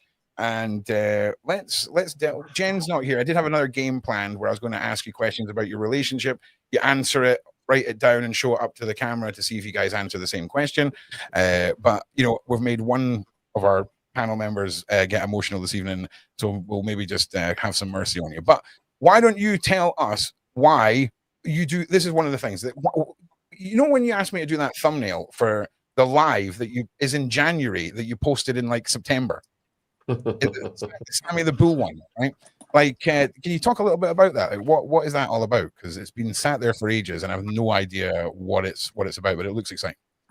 So what happened was the documentary of Sammy the Bull was coming out 6 months ago, and we were allowed to do a collaboration with him at that point in time. Then it got postponed 6 months, so it's not coming out now until January. Hence the thumbnail. Okay. The live got moved back 6 months. And also, I'd like to say hello to Brody. Thank you for coming on. I've not had a chance to say hello. And thank you so much, man. Thank you. Yeah, this is Sean. He actually is the channel owner, the overlord, the all-seeing eye of the channel, and he is what give us the ability to do this. Just can't put a baby to bed. That's the only thing. Just can't put the baby I know. to bed. Yeah, you got all these things. Jen's struggling. Sean, is that a fireplace to the left of you, behind you, or is that a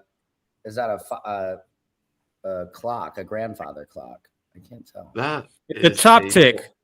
It's a chopstick. Yeah, chopstick. Yeah, exactly. That is a portal into another dimension. Nice. Yeah. Okay. All right. Also, Jen's crystal. Jen's big crystal. Wow. Well, listen. On the subject of merch, I've made this joke for a long time, but if we can get this first episode to 1,000 likes, I will do a limited run of Sean Atwood egg cups where it's got Sean Atwood's face and then the little egg sits in the top and completes the entire Sean Atwood experience. So if you want to be part of a select few people that gets to crack Sean's head open with a spoon in the morning, then put a 1 in the side chat and make sure you like on this video. We've got two comedians here, Sean. Right? We've got Sam. We've got Brody. Let's get serious. Let's get serious for a couple of minutes. Not serious enough that we're all going to cry, but a little bit serious. So people have always said to me, I'm a funny guy, right? And it takes us. I mean, I feel like I'm outgoing. I feel like I can conquer most of my fears. But the thought of getting up on a stage for 3 minutes and doing a comedy set and then doing karaoke, which we talked about earlier, terrifies me. But it's not the public speaking. It's not speaking in front of people. I don't know what it is. I don't know what it is that separates public speaking in front of a few hundred people at uni and trying to entertain, trying to be funny in a place where you're meant to be funny. It's almost a different pressure, right? So tell us your experience with getting over I mean, I think like you kind of said it, the hardest part about doing comedy is the being funny. And that pressure of being funny that you're like, okay, there's no, like in this, we can talk back and forth. You can say something funny. You can say something that'll make me say something funny, and tag what you said. But when you're on stage by yourself, there's times when I'm like, holy shit, this is like going by in like slow motion. And other times you'd be like, oh my God, I've been up here for 25 minutes and I haven't even done any material yet. So a lot of it is getting into this flow state. And it's a level of confidence where they always say being comfortable to bomb, being comfortable in the silence. So when a joke doesn't work, you're like, okay, well, I guess you guys didn't really want to talk about that. Let's move on. It gets a laugh. And then it's all about keeping the ball up in the air. And then it's like one of the only arts that's like subjective and objective simultaneously. It's subjective in the sense you don't know what people are going to laugh at. You don't know what their sensibilities or their offenses are. You don't know what it's going to tickle their fancy. But then objectively, if they're not laughing, you're not doing your job. That's literally all it is. It's like we say things, you laugh. If we say things you don't laugh, then the joke wasn't good. Right. It's not like music. It's not like music where I play a song, I'm done, and everybody. That song sucks. Right. Just because, nobody ever is like, that song sucked. Exactly. They clap because we're polite. But comedy is not this polite thing. And then the hard part about it, music, it's like, well, I can't play guitar, so that's impressive. But everybody thinks they have a sense of humor, you know, so they think they have a right to tell you what's funny, what's not funny. Yeah. Famously, people are always like, you know. I need to interrupt you. Sean, I just want to ask you, buddy, right? How long have you been doing this job? Which one's that? Well, the one where you know not to post the link for the panel in the side chat of every single social media platform that we're currently live on, posting it as link for Jen, which is the invite link to the show and the panel. So just tell us again, take us through, you know, how long you've been doing this, what you've been, have you been on the chocolate tonight, son? Have you? Oh, the chocolate mushrooms. Nice. I just want to say, I have. Please don't click on that link. But you know, if you do, give us a wave, because you know, well done, Sean. That was 10 out of 10. Now, going back to what oh no, you don't get any airtime now, Sean. You don't get to respond. Ron, are you saying that you don't trust the viewers with the link? I trust them. I want to hear more about Sean being on mushrooms. No. Listen. I think that was the same night as that dance. I cannot admit to any more felonies. This is Sean. This is Sean Atwood on mushrooms right here. Yes. Yeah. No, that's the club promoter at the club yesterday when I asked him if I could get in with all guys. Oh man. You know, I just want. Does anyone remember this guy?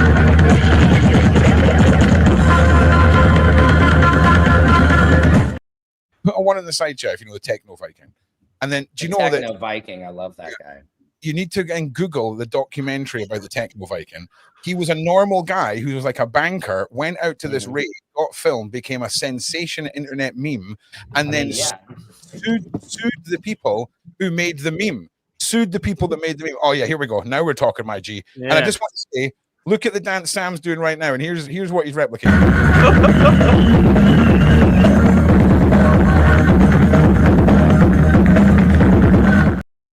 That's it, my guy. That is it, my guy.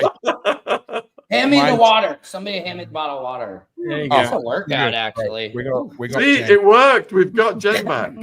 The link worked. There she is. Oh my God. I just clicked. That could have been anyone changing their name to Jennifer, and I just clicked them on. That could have been a dong or anything, bro. That could have been anything. Right, Jen, have you got a pad of paper? Yeah, next to me. Also, can you turn your phone the other way as well? Just if you don't mind. I can't. Why would you just now she's in the jungle room. It's good. Okay, so in a little while I'm going to ask you guys half a dozen questions. The couple game, we're going to play that. But I just want to go back just quickly to Sam and Brody just quickly. So what advice would you be for somebody who feels like they want to lean towards observational comedy, who's starting out and no one knows that they're an observational comedian? Do you see what I'm saying? Like, I feel like I've got more chance of walking out on stage and making my 3-minute set out of me busting the chops of all the people that are in front of me each night than worrying about having to have 3 minutes of set material, if that makes sense. But how funny is that when you don't know that's the act? So I think that what I'm understanding is the question is like when you're kind of just riffing and people don't know that's your act, almost what we call, I guess, it's like crowd work essentially, right? Yeah, crowd work. Yeah. Okay. Yeah. So are you asking how important is crowd work? You have to have both. No. What I'm asking is when you start out as a comedian and you go out and you're standing there and you're telling jokes, right? And that's what people are expecting. But is there a difficulty in starting out when you want to do observational comedy or things like that, where a lot of your act is coming from the reaction or who's in your audience? You think that is something that really only gets appreciated if the comedian's known as opposed to being unknown? Or is it just about or if I'm understanding the question, it's almost like because the trend now is crowd work. I'm speaking a different language here, right? It's just the accent is real thick. It's hard. Okay. I'll give you my best American, right? There we go. Maybe I'm not making sense. So no, you're making sense. I think like there's this trend to do crowd work amongst comedians. So I think a lot of people starting out in comedy think, oh, I'll just get up there and, hey, what kind of shirt is that? Or, hey, Sean, nice vest. Or, hey, Ron, where are you? You know, bomb shelter. And yes, those are things, but I'd say starting as a comedian, you want to come to the stage with material. I think there's this backwards way that comedians are thinking like, oh my God, I don't have to do the hardest part about it. Come up with a material, find my voice, see what's important about what I want to talk about that's going to connect with the audience. That's work. Oh, but it's much easier to show up and be like, hey, how long have you guys been married? Cool. Make a joke off. You know, to me, that's lazy. So I think there's these, like Brody and I come from, you know, the OGs, the veterans of stand-up comedy, where it's like, you know, when I feature for Donnell, I'll never forget, I featured for him, which means I get 15 minutes, 20 before he comes up. And I'll remember at one part of my So what I think he was going to say is, crowd work is kind of lazy if you're just getting into it. You want to have material. Right. You're back saying. So I didn't know I cut out. I was like, no, my point was Donnell told me I had a chance to feature, and I asked the audience, so what do you guys want to talk about? They gave me a topic. I made a joke off that. I got backstage, and Donnell's like, what are you doing, son? I'm giving you 15 minutes up there. You don't have time to ask my audience how they're feeling. You're up there to just give fireballs, jokes. Yeah, I'm the headliner. That's the part about it. Crowd work is reserved for the headliner, but now lazy comedians want to start off with crowd work. So it's really, they're working backwards. And that's why you see a bunch of shitty comedians, because they go in and their headliners are great at crowd work because they've crafted so much great material. Then they can do and make things up on the spot. And it leads into your joke sometimes. You know, you might have a joke about marriage. So you ask, hey, who's married in here? Oh, you guys, how long you been married, man? I used to be married 10 years ago. Let me tell you. And when they do it like that seamlessly, it seems like they're coming up with it off the top of their head, you know? Oh man, who has a motorcycle in here? I think that was something I was trying to get at without realizing was you're having almost a back catalog of stories, right, or material. Yeah. And if you see someone that looks married and you've got something about marriage, or you've got something about someone wearing glasses, or somebody with, you know, crazy hair, and you pinpoint someone and you build a lead, I think that's what I was getting at. But listen, I don't think we need to go any further, because I think the advice you've given is amazing.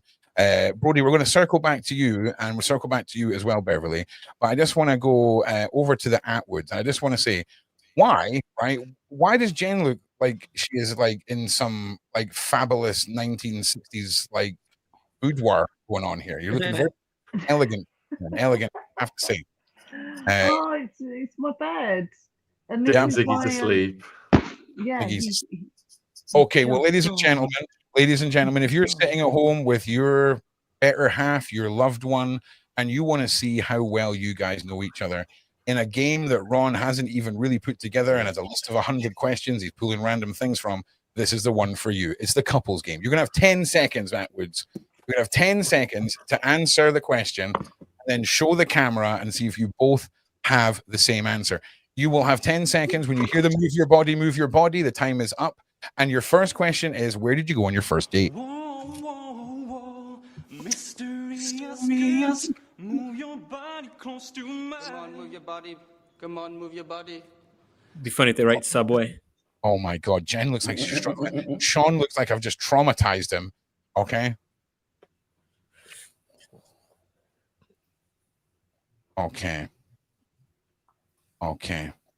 Apparently they don't understand the concept of you have 10 seconds to write it down. Jen's taking liberties here. Harbor or Red Lion. Okay. You need to put it up at the same time, Sean. Okay, you're being shifted down there. What did you write, Sean? Oh, listen. I thought it was Thai food because that's Jen's favorite. Okay. I know. This is great. We're gonna have one. It was the Harbour Hotel, I think. It was the Harbour Hotel. It was. You're right. Okay. You ready for the next one, guys? 10 seconds on the clock. Are you ready? This is another one. You better remember this one, Sean. I'm sorry, buddy. This isn't a setup. Where was your first kiss? I know. Move your body close to mine. I can't remember. I do. Oh, we're gonna square it up as 1-1 here. Sean, where was your first kiss? You see that? Landon House. Yeah, I was going to say you're flat. You're flat. Okay, well, that's fine. We can go with that. Okay. Right, let me go downstairs. Are you ready? 2 secs. 2 secs. That's Right. okay. That's okay. She's relocating. They're Give gonna me a see heads up, though, and I'll somebody else get the now. advantage.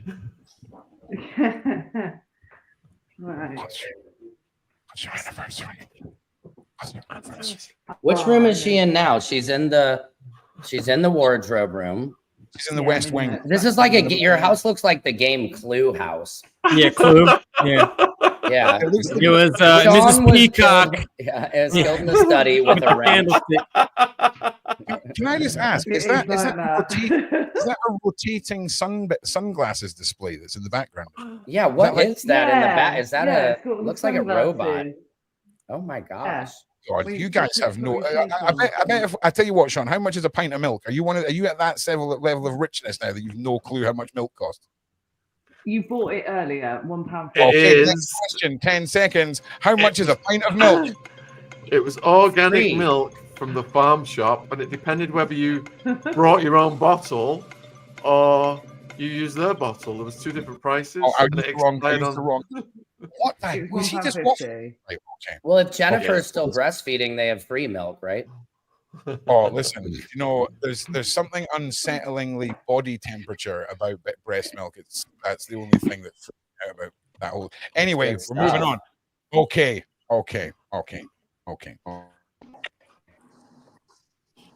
I want you to tell me what each other's favorite food is. Go.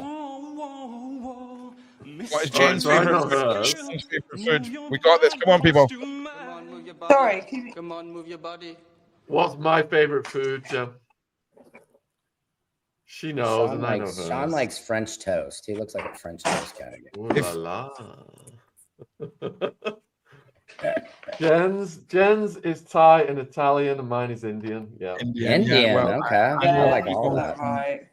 I know from my own research, you both get a point for that. In fact, Samson, can you write down 2 points for Jen and 0 points for Mr. Atwood, and just keep track of how many points they all get, please?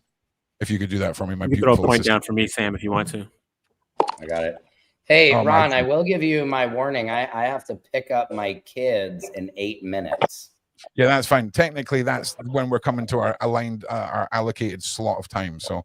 Oh, perfect. Okay, then don't mind me. Okay, and just as a reminder, it is 2-0. 2-0. How's it 2-0 wrong? Well, because I'm in charge and I forgot how many points you have. So I always win as well. Jennifer's in a cooler room, so she wins. Yeah, basically, yeah. If it comes to a tie, the win goes to the girlfriend always. So yeah. Okay.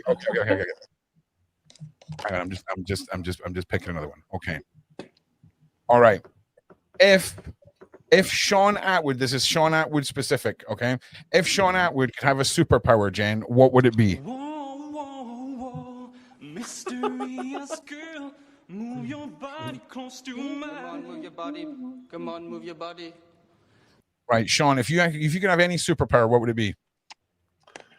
If I could have any superpower, what would it be? Do you understand how game shows work? Like, yes, yeah. I see the question. The timer starts. You get an answer prepared. Your wonderful lady, who's nailing it, by the way, she writes. I mean, if you could have any superpower, what would it be? To be half as good as Jen. Oh, wow, that was good. Stop it, Jen. What do you? Come on, Jen.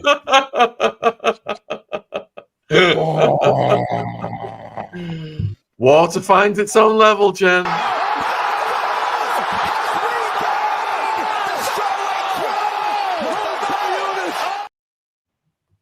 That is damn. Honestly, damn. Okay, right. So listen. Also, as well, I forgot to say, if you lose this, Sean, Jen automatically gets a dog. Okay, so what did Jen just get a? She got a 3 on that. Did she get a point? I can't remember. Which one of you is it that wants the dog? It's Jen that wanted a dog, right? Yeah. Yeah, Jen, if you win, we're going to get you a dog as a community. We're going to get you a dog, a massive one. Sean's going to hate it. And Sean, you can just go ahead and make your bed on the couch wherever in that room is right now. Yeah, right.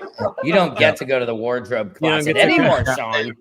Yeah, well, as soon as that dog arrives, this no will more be boom room for you. This will be metaphorically how much time there's left for Sean when the dog arrives. And here we go. I hope you're hungry for nothing. That's disappointing. Okay, so that was my wife last night when I asked her if we could have sex. Okay, I'm going to throw another question over. It's Jen specific this time. So Sean, okay. What?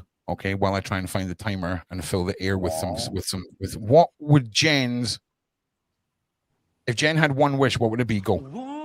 I already wrote it down before you asked the question, Ron. Wow. I already wrote it down before you asked the question. We're going to have to see if we've got the same answer. What was coming? Okay. Gucci. Oh. Got him! Got him!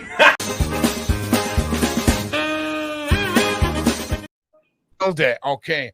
Well, listen, I'm not being funny, but I think the fact that you got the Gucci one is worth 3 points for Sean, if I'm being honest. Because I wrote it before you asked the question, I should get 6 points. Wow, he's Beverly. No, take a point away from Sean. Take a point away from Sean. He comes on here and he's like, I tell you what, this is how he feels about billions and billions and billions and billions and billions. No billions. I've never seen Sean. You're the best I've ever seen, Sean. You're the best at this game. It's huge. You're so good at playing this. Sean, I love you. Seriously. I've never seen you're the best Sean that I've ever seen in the history of Sean. This is the best YouTube channel. Good people right here. It's got millions of views. Great people. Can I? How did you know that, Sean?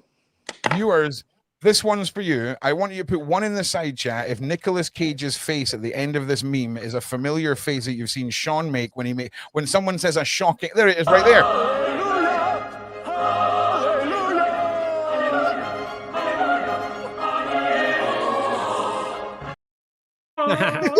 I forgot about that from the movie Face Off. What a great movie. Face Off was brilliant, man. It was. I can't believe he was standing behind He was standing behind an underage girl in church and just says, aha. Yeah. What a great shot. That's not the point you focus on. I told you it was the face at the end to focus on, not the harassment of the choir. Did you know this is going to get misinterpreted on the internet? Beverly's still in my, get out of my head, Beverly. Stop saying those things. That wasn't me. It wasn't me. When Sean thinks about demonetization, he can't help himself. Okay, he spirals. Okay, we're gonna do what's the scores, beautiful assistant Sam? What's the scores? Yes, thank you. We're still at a good 3-2. Is that correct? Let's make it 3-3 and let's go for a tiebreaker round. Love that. I think that's a great idea. Yeah, okay. Yeah. I just updated the score just so everybody knows. It's 3-3. Yep, with you. Okay. Sean, are you ready? Yeah, but Jen's got to win, otherwise I'll get locked out of the bedroom. Uh-oh. Oh, wait. If Jen's got to win, or you'll get locked. You'll keep yourself busy. You make a wee pile somewhere and get yourself some rocket. Get yourself yeah, they just sit in front of the computer all evening. That's the dream. Locking Sean out of somewhere in his own home isn't a suitable come to LA. Great time with us. He's going to be like a night to myself. Oh, I know. Hell yeah. I wish I got locked out. Okay. So I'm going to say the question, and then before you give me your answers, I'm going to ask you both what your answers in, and then you give your answers. Okay. Mm-hmm. All right. What is your each other's biggest pet hate? Go. Oh. So yeah. Well, you can't just write Sean, Jen. You can't just write Sean. Okay. Tempting. He already wrote it. Damn it. Yeah. Who will win? Who will This is for 500 points. This is for 500 points. Okay. Oh wow. Right. And I've got to guess what he said about me as well. Okay. They're both related to each other. Okay, so I'm going to ask Jen first. What is Sean? In fact, Sean, you tell us the answer. What is your biggest pet peeve? All right, so Jen's pet peeve with me is messes, and my pet peeve with her is OCD cleaning. And I put the same. His nuts on his effing desk. And that's monkey nuts, guys. Wait, he busts nuts on his desk. I mean that would be a pet peeve of mine too. Like it really doesn't matter who it that's is. not cool, Sean. And else we all squeeze my monkey nuts on my desk. That's just like what? I squeeze my monkey nuts on my desk, and the shells go all over the floor. Yeah, I'm sure. Poor monkey. Wow, Yeah, wow, sure. monkey nuts. Those are a big set of balls you're talking about. Hang on a minute. I get why. Hang on a minute, Samson. Hang on. You should see the monkey. Yeah, that's he a is Sean the boss. Atwood. That's a Sean Atwood legal team phoning. What you saying? Yeah. We have to say it's monkey nuts. How'd they get my number? Apparently, we have to say monkey nuts for legal reasons. I'm just saying. Yes. It's so specific, it's true. Right. Yeah, 100%. That's how Sean got Jennifer. He's like, yes, I have a nice pair of monkey nuts if you'd like to see them. They're monkey nuts, actually, Jen. Come on, Jen. They'll make you a really nice child. They're monkey nuts, so there's plenty. Highly fertile monkey nuts. That is how I advertise myself. Sorry. Oh, shut up, mate. Listen, no. Listen, you want to talk about being fertile? Okay, how many kids, mate? I'm 7 kids deep. Okay, yeah, if I throw my stuff at a moving car and it hits the car, 50-50 chance someone in that car is getting pregnant. That's okay, Ron, thank you. Jesus. Yeah, well, listen, you know how we roll, my G. You know how we roll. Right. Yeah, listen, side chat. Let me know how you've enjoyed this evening. We've stuck to a steady 900 across all platforms. It's been a good launch night. I just want to say I forgot that I never got a chance to use the Samson meme, so I'm just going to throw this in now. Samson. I want to talk to Samson. All right, so now we're entering into. Oh no, wait, we don't finish the game show. When? Oh look, Samson, and want to talk to Samson? Look what shirt I'm wearing. Dave Chappelle. Okay, listen, Samson. We'll get to your shirt in a minute, mate. Okay, we'll get to your shirt, mate. We'll get a redrawn. Also, Samson needs to pick up his kids in a minute. So, did you both get the questions right? Because I've completely lost track of what we were doing. Okay, so you both went. Yeah. It's a tie. It's a tiebreaker for the tie. So I think we should leave it there so everyone's married. Jen was above me before that one, Ron. So that means Jen's still above me. No. Listen, Sean. Yeah. Listen. I know that I don't know what's wrong with you tonight, right? I know you've been posting links inside chat. Right before then, I gave you an extra point and I made it even, and that's why we done the tiebreaker, which has turned out to also be a draw. Okay, I know what you're feeling inside. Okay, but just think about if you were a son. That's me having to deal with Jen. That's me. That's Disney's Ghost Rider. No, the show's finished, Ron, which you don't have to. Well, listen, before the Atwoods try and escape, because you can see this is the face of 2 people who've had a long day and are just they're just playing along with me. So we're rather than saying goodbye to them, let's just talk to Sam and let him go because he's got to go and pick up his kid from school. Samson, great first show. Brody, stick around, mate. Stick around. But Samson, great first show. Thank you for being so real with Beverly. She is an incredible woman. Big shout out to Beverly for just being Beverly. Yes. And thank you for being here. Put a 1 in the side chat if you're already looking forward to next week. Make sure you share this because we gotta do our best with this one. All right, we want. Where do we go from here? I don't think I'll be crying next week, but who knows? You'll have to tune in to find out. Yeah. Well, also. Just also maybe get all the tablets and watch it on 7 devices in your house as well. That would be great. And Samson, I don't want to keep you any longer, mate. So thank you for being here. I'll look after Brody. I won't keep you too much longer, Brody. But thank you, Samson. Fine. Tell Brody about the alien thing. Before I go, Ron said can I tell you're going to invite me to 1,000 people in the woods to see UFOs fly over, Brody. So maybe we'll get some mushrooms. And we'll all Sean here's the thing for us all to go. Here's the thing: 1,000 people in a field staring at aliens, and then suddenly us all taking mushrooms for the first time. Probably to an intense place to do that because there's actually going to be stuff to see that is there. Okay, do you know what I'm saying? But we'll find a cave somewhere. And that's what I'm saying. No, I'm down. So do I just mark off the feed? I just get out, or what do I do? I mean, we'll see aliens one way or the other. Thank you guys. Please follow me on all of my socials. Oh yeah, which I forgot to put in the description. So tomorrow those will be in the description.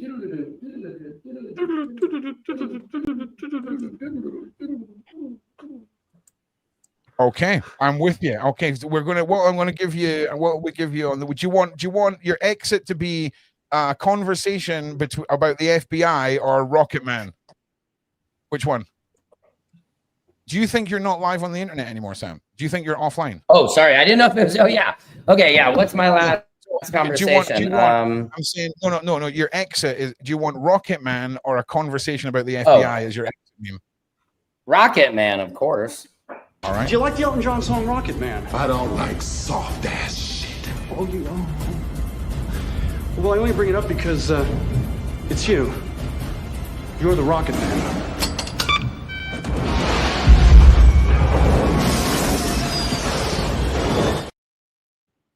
I just want to say Sean's face, right? That's because Sean's like, oh no, missiles and that, mate. Missiles, TOS, mate. TOS and missiles. All right. Samson, thank you for being here, mate. We'll see you next week. Did you see that, by the way? I don't know, mate. I don't know what's happening.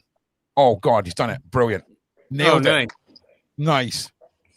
I just want to know that was his little not Pikachu. What's it called? Well, listen, thank you for being here, Samson. Thanks. All right, so the Atwoods. How much time you got left? Depends how long Jen wants to watch Married at First Sight UK for. It depends how long Sean wants to watch Married at First Sight UK for, because it's his addiction, not mine. Yeah, listen, I'm also addicted. Okay, so I'm here for you, bro. I'm here for you, bro. I will say this: the New Zealand version, the Married at First Sight New Zealand, worst. No, it's the worst thing I've ever seen. So they must have they must have had a budget cut. So there's no guests at the weddings, and they fly them to an island, and they just get married alone. Can you imagine how awkward it would be dressed up for a wedding with no wedding?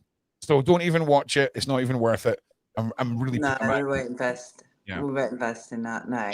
90 Day Fiance, on the other hand, now there's some train wreck trash that I can watch all day. All day.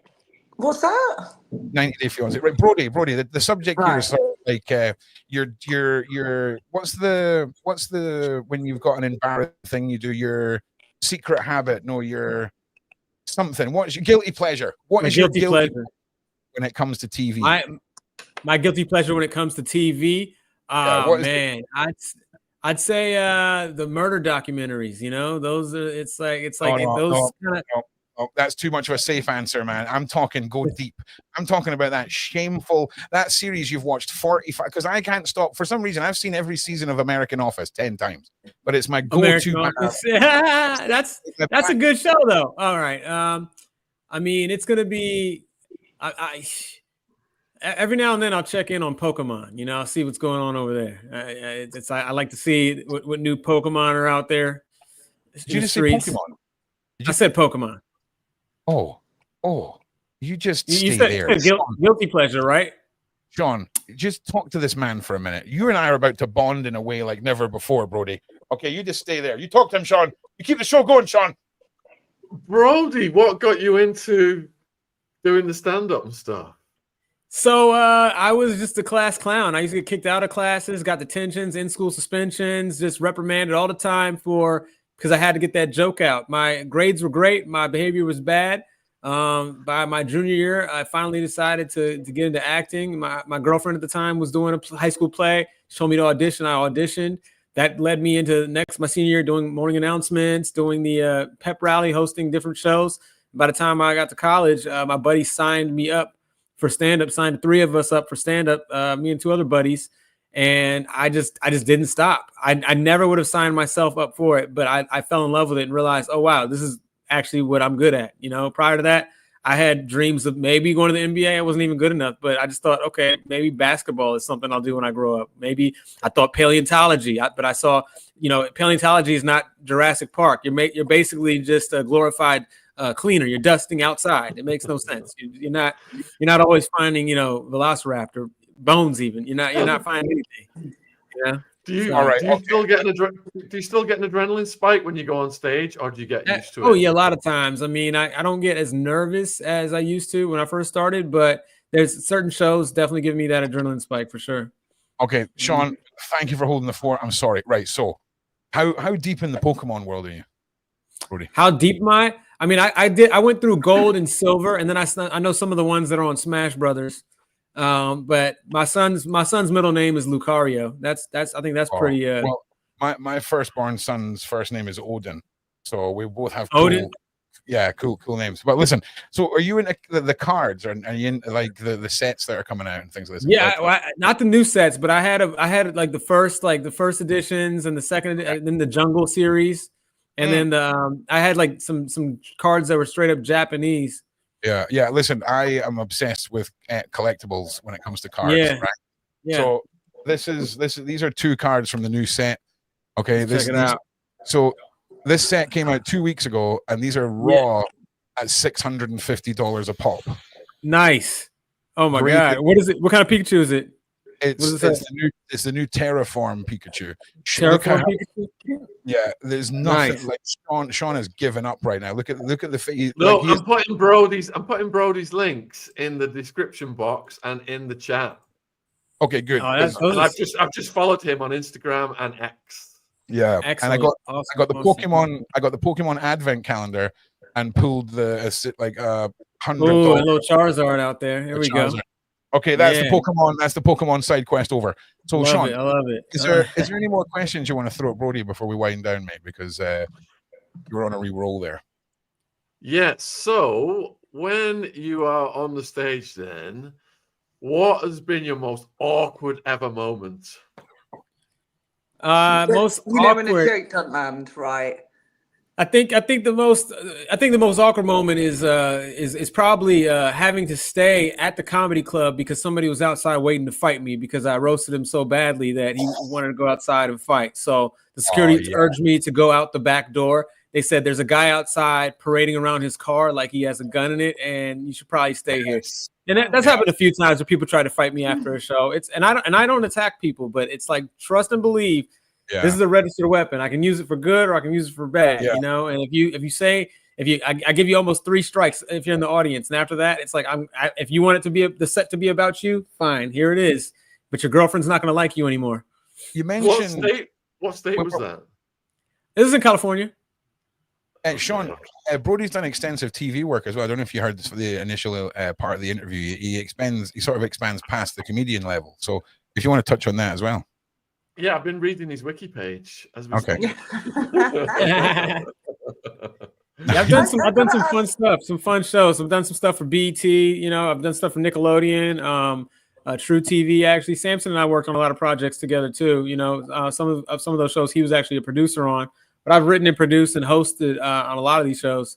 Nickelodeon show was really fun because some of the kids that watched it now are old enough to come and see me at a comedy club, which is insane. This was about 8 years ago. What were you doing? If you go across the states, then you find that some things that you say in some states resonate, but you say the same thing in a different state, and you get absolutely. You know, if you have people that have more conservative views or more traditional lifestyles, because California is, I mean, especially Los Angeles, it's a cutting edge place in the country to live. You know, people are a little more tolerant of various things and ideas and a little more open minded.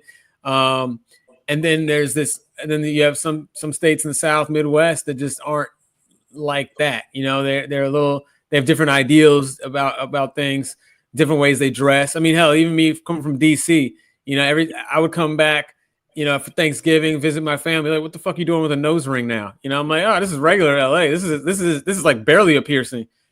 You know, so things like that. How did you find Arizona? Arizona was fun. I did Phoenix. I did Stand-Up Live in Phoenix. That was great. It was hot as shit. I think the irony of where they keep space heaters outside of places that are chilly in, you know, like DC or colder places, they have water misters to keep you cool while you're waiting in line to go inside of a club. Oh wow. Yeah, so that's interesting to be outside of a club and it's so hot, but people want to still go out. So like we need to put cold water on them just to stand in line, or they will die in line. Or get everyone in America together and be like, right, see, like Arizona and all these places where basically if you stand outside too long, you're going to die as a human. Yeah. Let's all move out of there, whack a whole bunch of solar panels in there, right? And just, you know, work with what we've got. Also, why is Vegas in the middle of nowhere? Like, who does if that was a feature in your garden and they stuck Vegas where they stuck it, you'd be mad. That's all I'm saying. I mean, it's kind of a good it's a good thing that Vegas. You know, they say that the saying is, what happens in Vegas stays in Vegas, because it feels like an island located just off the beaten path from everything else. You don't want to be able to just, if you have too much access to Vegas, it could be some trouble. You know. All I'm saying is, what stays in Vegas is my ass once I get there, because like trying to get out of there is a nightmare. I mean, that's all I'm saying. It's terrible. It's painful. That I can only be in Vegas for 48 hours before I start feeling disgusting on the inside. Yeah, I'm just saying. I'm not saying there's any connection to any organized crime or that you needed a place to bury things out in the desert. Also, nothing like that. No, heavens no. If you busted my chops there, everything froze for a second and I didn't hear your joke. So when it came back, everyone was laughing and I'm like, oh no, he said something funny, and I'm just going to be deadpan as soon as I come back. I don't think I can catch lightning in a bottle twice like that. I mean, it was crazy. The chat went crazy. I just got a phone call. Like, I just heard your joke on the podcast. Like, it's going crazy. It was a defining moment. Yeah. What other moments kind of stand out for you? Right, there was a whole bunch of controversy over this year with Nickelodeon and Schneider and this kind of stuff. Yeah. I don't want to go too deep into the dark lore, but with your time on Nickelodeon, did you ever work with Schneider or meet Schneider? Or have any, what's the word I'm looking for? I mean, I think there's a gift and a curse. The gift is like, I wasn't molested by anyone. I think the curse is I could have been on a sweet documentary. Oh, I need to throw what what we're going to throw in here. We'll throw in this one. No, God! No, God, please, no! No! All right, yeah. Listen. We have all kinds of people on here, and I just want to say, what would be the highlight for you? Like, if you could just pick one moment and you had to relive it over and over again for like a weekend of madness, what would that one moment be in your career so far that really stands out as that iconic moment for you? Iconic moment of madness. Can you repeat the question? Yeah, sorry. What moment for you over all other moments or throughout your career, if you had to go back and relive one moment for a weekend, what is that one moment? It could be, an emotional thing or a milestone thing in your career, or it could be working with someone. What was the crown jewel for you so far in your career? Ironically, there was a moment, you guys can look it up later or we can try to find it, but it was when I was hosting a show called 106 in Park, and I was filling in for Bow Wow. He was the main host this time, and I was filling in for him, and I hosted with this young lady named Karuchi Tran, who was Chris Brown's ex-girlfriend. And there was a joke that went pretty south. I didn't make the joke. I saw in the script of the line of jokes, and I said, you know what? How about I said I'll do the evens, you do the odds. Kind of like tossed the joke to her, and that joke went crazy on the blogs and just went all over the place. And I had no idea that it was going to go so crazy that moment. So I wish if I was in that moment again, I would have hammed it up even more and be like, oh my God, unbelievable. Like, it's almost become meme worthy, because it's kind of meme worthy. You mentioned blogs, right? So we're talking about a few years ago, right? If you were starting out right now, okay, and you had the social media that we have now, if you had that at the start of your career, do you think you would have done anything differently? Do you think that the online market has changed how people can grow as a community? Absolutely. Yeah. I think, for anyone, like any millennial, you see television as the prime source of entertainment, and it takes, getting with the times to understand that the newer primary source of entertainment is streaming. It's social media. It's, people are looking at TV as a secondary hobby, whereas I grew up, it was the primary thing you went to do. So with that mindset, the Gen Zs, they're not even thinking about like, oh, I want to be on TV one day. They're automatically thinking about how they can set up their StreamYards, their OBSs, and start streaming immediately. So they're kind of like, their brain is already programmed. I think we're kind of in that mode where it's like trying to understand the mixture and the marriage of both, where TV still has value and streaming has value. But as you notice with ticket sales and movies and all that, movies aren't even the pastime that they used to be. Movies used to be the premier pastime. Oh, we're going to go to the movies. We're going to the cinema. We're going whatever. But now it's like, why are we going to the movies when I can stream it right here? Besides, I'm on my phone right now, so I'll get to that movie later. Yeah, I'm with you. So, do you think that because it's almost like the internet split into a few age groups? You've got like the teenagers, the young teenagers, and then you've got the sort of 21 to 35s, and then the other groups. Do you think with people who are starting out very young and they're young teens coming up, and they're getting a bit of traction, and they're from a culture of loud is funny, right? Shouting is funny, right? And then they've been told that they're TikTok comedians or whatever, and they cross over into adulthood. Do you think we're going to see a generation of highly cringy content from soon to be famous comedians in the future? Do you think there's going to be a market for harvesting the 16-year-old comedy reels of future comedians? Yeah, I mean, there's absolutely going to be harvested into. It's going to be. I mean, there are going to be some people that mature, turn it into something else. It's going to evolve with their age. It's going to mature. But I think that like for instance, like the prank videos are not going to go anywhere. You're just going to see more elevated pranks. You're going to see these kids that are now like engineers. They're a little bit smarter. Now they're building like just these super high scale pranks where we're going to fly our buddy to space for the evening and just leave him out there. And you know, I'm not being funny. There's a YouTube video that went live 3 days ago from a guy called Mark Rober, who now you can send to his website a selfie of yourself that will appear on a screen on a satellite in space with a camera that will take a picture of your selfie from space with Earth behind it in the background and text it back to you. It's bonkers. That's also, amazing. As well, we're getting another phone call from the Atwood science team. Apparently, we have live satellite footage of Sam picking up his kids from school.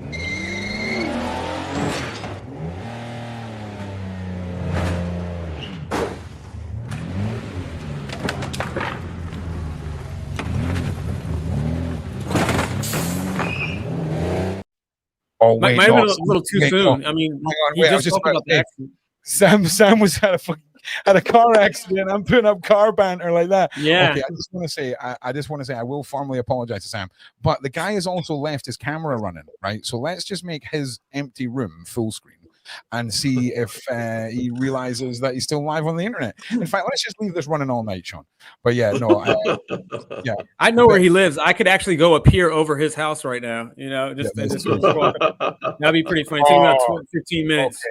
So I need to address something. So I met my eldest daughter's boyfriend for the first time and took a tube of terrors. Now, in the side chat here, Lifeboat, this is Tommy Scoville, who is the brother of Johnny Scoville, who is a man we're going to discuss for a minute. So I just want to say, I undid the wrapper.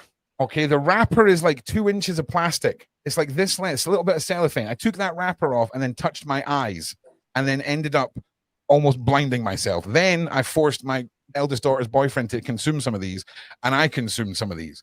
And I just want to say the flavor is amazing, but my word, my tongue swole up, everything. I'm looking forward to consuming a bunch of these. But wow, I just want to say, what is wrong with you people? What is wrong with you and your brother? Like, who hurt you and your brother that you guys need to invent 13.5 million and 15 million Scoville snacks? But the taste is so good. They're so delicious. You forget that they're here to destroy you. So yeah, it's a sad state. And I've got 4 tubes of these, and I'm going to be raising money for one of our community members' charities, and you guys all get to watch me suffer. So yeah. Stay tuned for that. But listen, we're hitting that 2 hours and 20 minute mark. I need to quit while I'm ahead. I think I just want to say a big thank you to Brody for being here. He came here last minute, everyone. Thank you so much. We would love to have you back, Brody, again as the show. You're a good guy. Jen, you're going to try and convince us that you and Sean are still in the same house, but you clearly are away in some retreat somewhere. It looks fabulous. But Sean, thank you for being here. Thanks for putting up with the nonsense. And it was officially a tie between Jen and Sean. No, I'm not having that. No, I'm not having that. Jen is the champion. No, I'm sorry. Jen is the champion of the world. I am sorry, but no. I'm not even sorry. Listen. I'm sorry, but your power doesn't stretch far enough to control the crazy thoughts that go through my brain. Officially, we need a rematch. We will have you back maybe for the Christmas special, guys, or the New Year special. We will be bringing on other couples to test their relationships. Exactly. Going down, Hopkins. You're going down, Hopkins. You're going down. Oh, God. You think I know you inside out, right? I know everything about you. Honestly, we go anywhere for food. I know exactly what he's one of them that has he has the same thing all the time.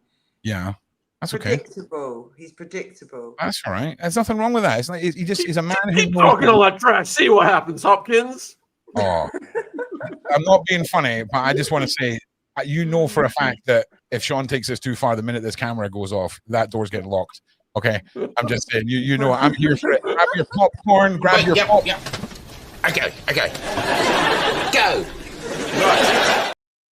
All right. I think we've all had enough of Ron's memes for one night. So listen, thank you all for being here. Thank you all for putting up with my new show. We're going to grow this into something very, very special because we put up with a lot of dark stuff. We all deal with a lot of the content that we love and adore. But it is very dark, and sometimes we need to just collectively get together as a community and have a few laughs and, you know, make your co-host cry, and then all that stuff. It's the way it goes. So listen, thank you all for being here. Sean, thank you for putting up with the madness that is me on your team. Jen, looking fabulous as always. And Brody, fabulous to meet you, mate. Thank you so much for being here. And side chat mods, you've done yourselves. We say this all the time. I am here to serve the side chat, okay? Because without you, we are just lunatics talking to each other on the internet with no one. So thank you all for being here. Please like, please subscribe, and we'll see you all in the next one.